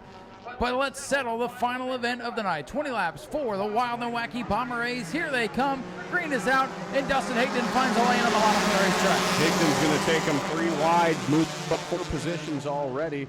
Here comes Joe Racine in the X machine. He's taken the lead already. The 7-car of Aaron Foy tucking in 7th for second. And here comes Dustin Higdon again, passing Eddie Evans. Now he's coming up on Larry Masters. He's almost already in the top 5. Higdon looking like Zachary Curtis out there. No surprise. Everybody's all over the place. 3 wide off the 4th corner. Joe Racine will lead lap number 1. And everybody's good on the first lap. A lot of smoke. Somebody's locking it up. I think that was Friddle in the other yellow 7. It was 3 wide there in turn number 1, but it's Joe Racine and Aaron Foy up at the front of the field. Look who's third. And Dustin Higdon has already made his way up to third, shades of Zach Curtis. And now we watch the 24-second breakout rule for the top three. Everybody is good. Battle for the lead. Here comes Aaron Foy up on the outside of Joe Racine. It's side by side on the back straightaway. Foy's got a slight advantage, and he's going to roll up top side, but it's Racine on the bottom in the X machine. He's going to hold the position. He's going to keep the lead on the front straightaway, and Aaron Foy just didn't have enough to get around him that time by. 34 Montgomery, he's in, checking times at the line, and no problems that time. Still side by side for the lead. Joe Racine in the X on the bottom, Aaron Foy on the outside. Those were the two that went for a photo finish here a week ago, but different driver in the X tonight. Joe Racine back behind the wheel of his baby, and he's got the lead off turn number 4. Racine, your leader. He pulled a little bit of a slide job there to block Aaron Foy that last time by, and everybody's still staying under 24 seconds. Joe Racine, what a story that would be if on his one and only attempt of the season he can bring that X car home to victory lane. Boy, if he can get it done, it's going to be hard to get the keys back to Dustin Higdon. Higdon in the championship fight. Oh, trouble! Larry Masters with that car that's for sale. It's still for sale. Oh, but Eddie Evans is involved with Charles Friddle. What a save for Larry Masters. I was going to say that car might be for sale half off, but I still think you can get that $3,000, Larry, with that save. Wow. How about Vincent Cortez just narrowly dodging that one? Whew, I still don't know how they didn't wad up about 6 cars right there. They tried. Looks like everybody's going to make it out without too much damage to their cars other than maybe Eddie Evans. Nope, he's rolling that too.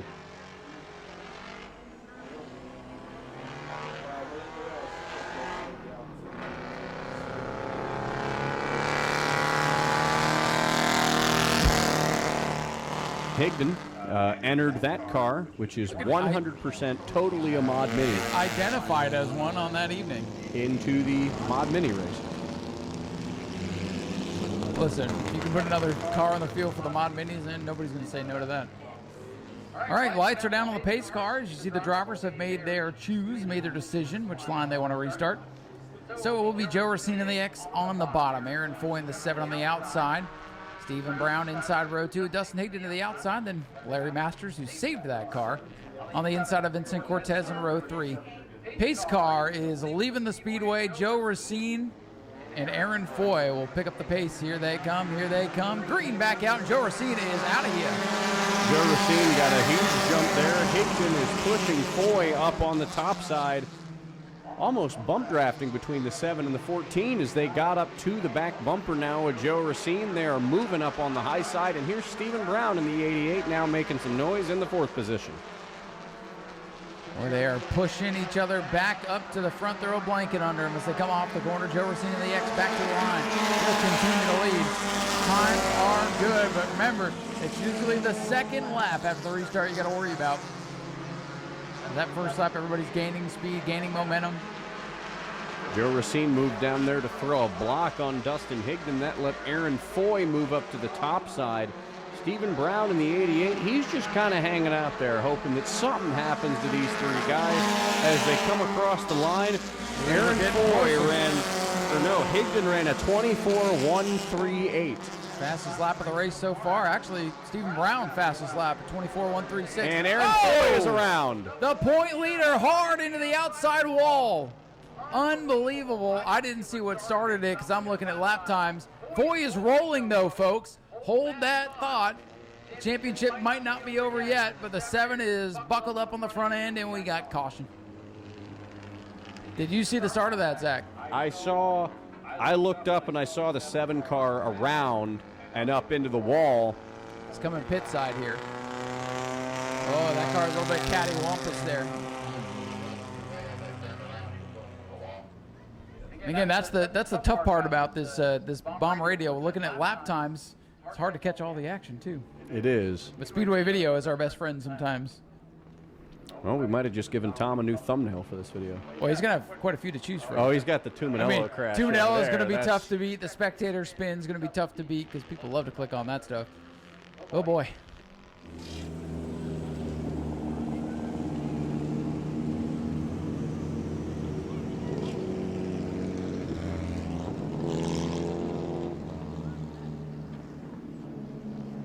What happened?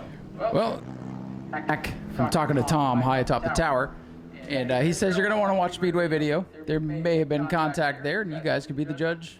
Oh, Be so an armchair he's quarterback cutting a tomorrow. promo there, isn't he? He That's goes, it. hey guys, click on my video. Well, you're going to want to see it so you can leave in the comments what you think of what happened there, since we all got to look at lap times up here and miss all the good stuff. That we do. And Aaron Foy still down there on pit road. Yeah, and he's gonna as be is the- Larry Masters, actually, in car number 38. That car is... I think Larry's like, all right, I've seen enough tonight. I got to try to sell this car and not try to wreck this car.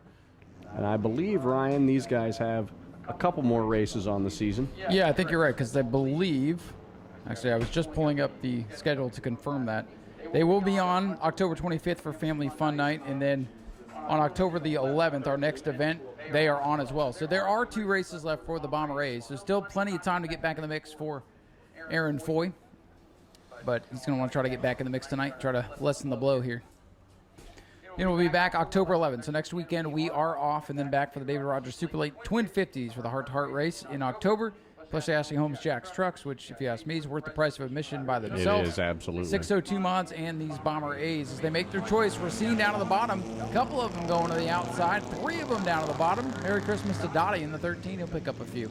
He just wants to learn how to run these cars a little better, especially after losing the 23 car, which he wheeled to a couple of podiums earlier in the season. And He's had a great year. He's had a good season. definitely learned a lot, and he could be sitting in the catbird seat. I like 4th place with the leaders breaking out and stuff. Aaron Foy did make it back out in the 7, so here we go.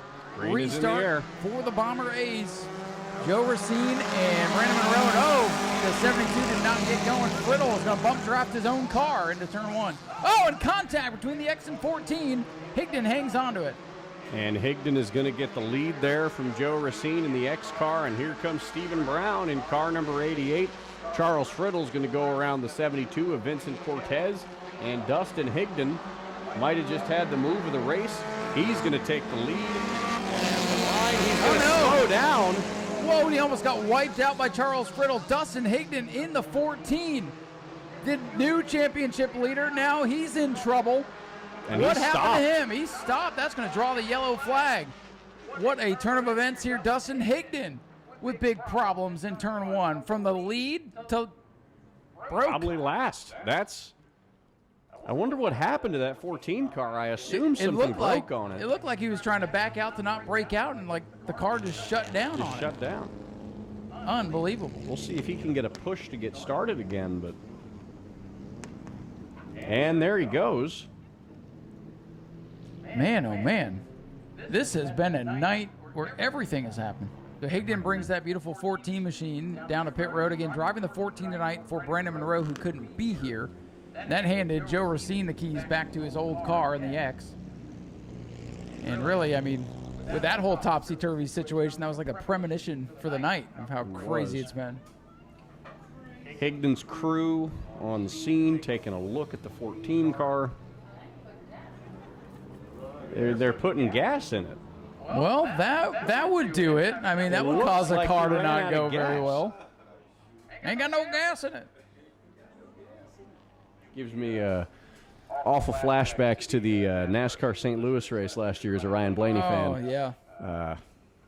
Not fun. Well, we've seen it all tonight. We've almost turned cars over. We've seen crazy comebacks. We We've had seen Art Koonsman ripping the side off his car. right here on the front straightaway. We've seen everything. We have. I believe they're still gassing up that car on pit road. And his team looks like they're wrapping up with whatever they were doing. And the 14 car of Dustin Higdon is away. Slowly, though. Once it'll pick up. Boy, oh boy. Racine takes the low lane. Brown takes the high lane. Everybody else seems to be taking the low lane. Well, got a lot to watch. Of course, we've seen the 14 come from the back already. I have no doubts he'll make his way back up through now. Got to watch that 7 car, Aaron Ford, that damage on the front end. Now your top 2 in points in the back of the field with 13 laps to go. The drama just continues to mount here tonight. Family fun night, man. Zach, I'm telling you, these do not disappoint. These do not at all. Joe Racine, Stephen Brown going to be the two that lead the field to the green this last, hopefully, next time by. And here we go. The green is out from Tyler. It's Joe Racine at the front of the field. They're scattered here down the main straightaway. Watch the 7, watch the 14. They've already moved up a couple. Aaron Foy's car not handling all that well as Higdon flashes by in the 14. But the 7, he's up to 6. The other 7 wants second away from the 88. And Charles Friddle is going to move to the bottom, but it's Stephen Brown up top who's going to try to take the lead away from Joe Racine. They're going to hit the line this time by. Racine's still the leader, and everybody's still clocking in under 24. We're all good. No breakouts yet. Look at the 14, Dustin Higdon. He's right up into the top 5 breakaway. He is now 4th, going by the Larry Masters car. Joe Racine, Stephen Brown, Charles Friddle, your top 3, and here comes Higdon in the 14. Stephen Brown took the high lane there, hoping for something to happen, but Higdon kind of shut it down as they crossed the line. Charles Friddle ran a 24.139, just barely within the confines, tag. And now he's sliding after rear bumper contact from Dustin Higdon. They're picking up business at the front of the field. A 24-1 last time by for that yellow 7. That's the spray-painted number 7 for Charles Friddle. Whoa, a lot of bumper tag. Here they come. They're going to be 4 wide down the front straightaway behind Joe Racine. Racine backed him up. I like Racine. He's backing him up on the back straightaway so they can't get a big run on him down the front when they all lift for the breakout. How about 4 wide there, Ryan? How about it? And how about that 7? Aaron Foy into the outside wall, into 6, trying to lessen the bleeding here tonight as Dustin Higdon's working the high side of perfection. New leader at the line this time. 3 wide across the line. No, it's Racine back to the front. And Joe Racine is setting a really slow pace right now. 25 seconds that time for the X. Oh, does he got a problem? He slips off turn 2. He's slow down the back straightaway, blocked up And that look who's inside leading. lane. Mr. And No here's Gas. Dustin Higdon. Dustin Higdon's at the front of the field. Stephen Brown second. Charles Friddle, I think, is going to take the 3rd position away at the line that time by. Dustin Higdon clocked a 24.094 that last time by. 8 laps to go. No police sirens yet, but I think they're coming. Higdon's got a big lead. Friddle is second. Joe Racine has fallen back to 6th now in the X. That car's starting to fade. Larry Masters is going to take the 3rd position away from Stephen Brown if he can get up topside this time by. Higdon's going to cross the line. Everybody is still good, keeping it over 24 seconds. Charles Friddle holding down 2nd. Larry Masters topside, battling for 3rd. Last week it was breakout after breakout after breakout. Tonight, no breakouts, but look at the field, still all together, including Aaron Foy. Joe Racine's car fading. I don't wonder if the tire's starting to go away on that car. Again, everybody good that time. They're picking up the pace, though, with Higdon setting the pace at the front. And Charles Friddle in the 7F car, I think he's just waiting to make a move, or he's waiting for Higdon to break out. Higdon came within fractions of a second of breaking out the last time by, but it's going to be 5 laps to go as they hit the line, and we will see if anybody... Higdon ran a 24.092. Well, he's flirting with the breakout, and the later in the race it goes, the less time you have to get back in the mix. And tonight the competitive field is back to about the 8th spot. Check that, make that the 7th spot with Joe Racine, early race leader. He's faded towards the back. They're going to roll around here once again. Dustin Higdon, 4 laps to go at the stripe. He's going to hit a 24.078. And he's right there on the edge. Closer and closer. Charles Friddle in the 2nd position. Stephen Brown holding it down. I think now they know that 14 is getting faster and faster. I think they might be waiting for him to break out, because then, if he does, it's go time. That's absolutely right. 3 laps to go this time. Leader at the line. Higdon 24.2, so he's backed up the pace. Can they catch him, though? I don't know. It's going to be tough. It's looking like Dustin Higdon might have the car that brings it all home. Aaron Foy picking up a very important spot, perhaps, on the Vincent Cortez 72 to keep him in the championship hunt. 2 to go. This time by 2 races left after tonight. Higdon safe, but a 24.058. And Friddle ran a 24.089. So they're picking it up, but they're running out of time. It's going to be hard to catch Higdon with that lead he's built unless he breaks out. Very, very close to breaking out here. Coming up next lap is the white flag. Dustin Higdon's going to come off at turns 3 and 4, see the white flag from Tyler, and he's going to back up the pace again and clock a 24.287. They all backed it up that time, and they are not going to catch Dustin Higdon here unless he breaks out. And Higdon's got plenty of room. He's built himself up a nice gap. So really, Higdon in control if he doesn't make a big mistake. Dustin Higdon ran out of gas at the halfway point, and he's going to come off the 4th corner. See the double checkers. Here's Friddle at the line. Higdon's going to win. Oh, no. Friddle You gotta broke be out. kidding me. Friddle broke out with a 23.776. Charles Friddle is going to move back, so that'll bring Stephen Brown up to 2nd, and Larry Masters is going to come home in 3rd. And today in Brandon Monroe's 14 car, he's going to come home a winner. It's Dustin Higdon. And Dustin, yet another win this season on the Bomber A's. You slowed a little bit down here on the front stretch, and me and Ryan were looking at the pit crew. Were you guys putting gas in this car? Yeah, under the caution, I kept shaking the car. Brandon Monroe's fuel gauge says full, and it is definitely not full. I kept shaking it, and the guys had the gas ready, so lucky we got it put back in, and somehow we made it back to the front. How did it feel to race against Joe Racine in your old car, the X car, and then beating him in this 14? We actually called Joe this afternoon. I put Gage in the Bomber B, and I said, you feel like coming back for a night, so I'm sure he had fun. He hasn't been in the car all year. I got to thank Brandon Monroe and the Monroe family for letting me drive their car. Their daughter had homecoming tonight, and he let me take the trailer, the everything, and I can't thank them enough. Well, you're a journeyman, winning in a whole bunch of different cars this season. Is there anyone else you want to thank for getting you out here tonight and making this win possible? Yeah, I got to thank Rick Gaither. He let me drive his Bomber B, the whole Spears clan, Tom with Speedway Video, the fans, the whole track, and Frank and Holly with Bougie Motorsports. Without them, this wouldn't be possible. And all the Bomber A guys, Aaron included. So. Well, congratulations on another win. Dustin, we're going to turn it on over to Ryan to interview Stephen Brown, who came home in 2nd. Thank you, Zach, and another great run for Stephen Brown. Boy, second half of this season has really gone your way. Another great finish for you. You got that first win earlier, and boy, you got one of them in front of you to break out. Just didn't get the second one, but a good night for you. Yeah, I was really hoping he was going to break out, but you know, it is what it is. I had a great time, and that's what really matters. I'm glad nobody got hurt. I'm glad everybody stuck around. Thank you so much. And I want to give a big thank you to my Uncle Ernie. This is his car.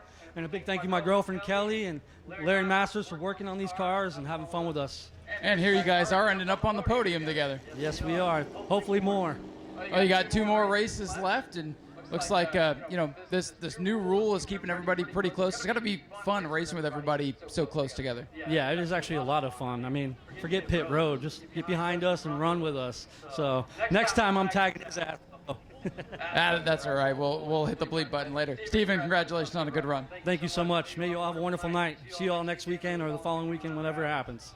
He'll be back in a couple of weeks trying to get another win. We'll turn it back over to Zach to Larry Masters in 3rd. Larry Masters coming home in 3rd. A quiet night for you. Other than that spin you had over there, you narrowly dodged the 72. We were talking about the fact that your car was for sale, and well, you did a demonstration there of the brakes. How was avoiding that wreck for you when you saw the 72 coming towards you? I just closed my eyes and prayed. I caught a flat, though. I didn't even realize it was flat till I got a lap in. And well, it's been a great season for you. Bomber A, Bomber B, you've been doing double duty. Which of the 2 cars do you prefer, and do you notice any differences in the racing? I love them both. I love them both. Good job. Is there anyone else you want to thank for getting out tonight? Wife and kids at home, Robbie Hager's Auto, and Ernie Brown. Well, congratulations on the great podium, Larry, and we will turn it on over to Ryan. We're going to talk to our Florida Southern Ground Pounders winner, Mr. Hank Sanders. Yeah, we found Hank, and he says he's already got the pictures, so Hank has made his way over here to victory lane. Hank, finally things kind of hold together for you. Had that little scare under the red flag, but, man, that car fired back up, and you got a rocket ship tonight. Congratulations on the overall win and modified win. Ryan, well, thank you very much. And I want to thank the fans that are still here. We appreciate them coming out for sure. I want to thank Speedway Video, the Hart family, and all the good folks here. You know, this is something we love to do. It's the best track in Florida, and we appreciate them letting us come here. And all the good folks at Ground Pounder, thanks a lot. Well, you guys brought a great field and had a great race. Ladies and gentlemen, Hank Sanders, your ground pounder winner tonight. And Zach is going to grab a word with our winning sportsman from earlier today, Eric Sauer. Eric Sauer, the winning sportsman, that neon orange number 9 car. Eric, a pretty good race for you. You were able to avoid Art Koonsman's crash up there on the front. How does this bode for you? Was that a good race for you? And what did you notice when the way that car handled? Oh, it was handling really good. I can't even believe it. I got to thank Gary Rosano for that. And I want to also say special thanks to my Aunt Linda. She's here tonight. That's great. And my mom and my wife. And Speedway Videos, the fans that are still here, like Art said. Or, not Art. Hank. But, yeah, we had a great night, and I hope we can keep running some better like that. And we'll see you all next time. Well, congratulations on the great run for you, Eric. And we will turn it back on over to Ryan to interview our last one of the night. Yeah, we'll catch up with Jody Modine, our winning stock car driver for the Ground Pounders. Jody, it's always a pleasure to see that beautiful machine out there, and congratulations on getting the class win tonight. Yeah, it's been a while. We've had a lot of trouble this year with that car, so we finally got it right, and it's running good. I'd just like to thank Buzzberry Funk Racing, Jacqueline & Sons, Cold Construction, Chips Auto Painting, my friends, and my wife. I don't thank her, it won't be right. And also the track. Glad you guys could let us come here. We really appreciate it. We love this track. Well, we appreciate you guys tow a long way to come here, so we appreciate the effort on your part. And you guys put on a heck of a show and bring us some really cool race cars to look at, so we appreciate that too. Thank you very much. And I also want to thank my Uncle Charlie. Thank you. Ladies and gentlemen, let's hear it for Jody Modine, your stock car winner for the Ground Pounders. Those guys are going to clear out. They've already got their pictures from Jim, and Zach Curtis is coming down to get his championship photo. Zach Curtis, our champion for the Bomber Bees. We'll let Stephen Brown clear out here. Congratulations again to Zachary Curtis, our Bomber Bee champion. He's brought the team down to get some pictures. And with that, folks, another family fun night in the books. A month from now, we have our final family fun night, October 25th, featuring the Southern Sprint Car Shootout Series. But in 2 weeks, we're back with the David Rogers Super Late Model Heart-to-Heart Twin 50s. We will see you on October the 11th and October the 25th to wrap up the regular season and move on to our extra big events in November. Thank you all for coming out to Family Fun Night tonight. Hope you had a good time. We'll see you in 2 weeks. Please get home safe. We'll see you soon. Good night, everybody.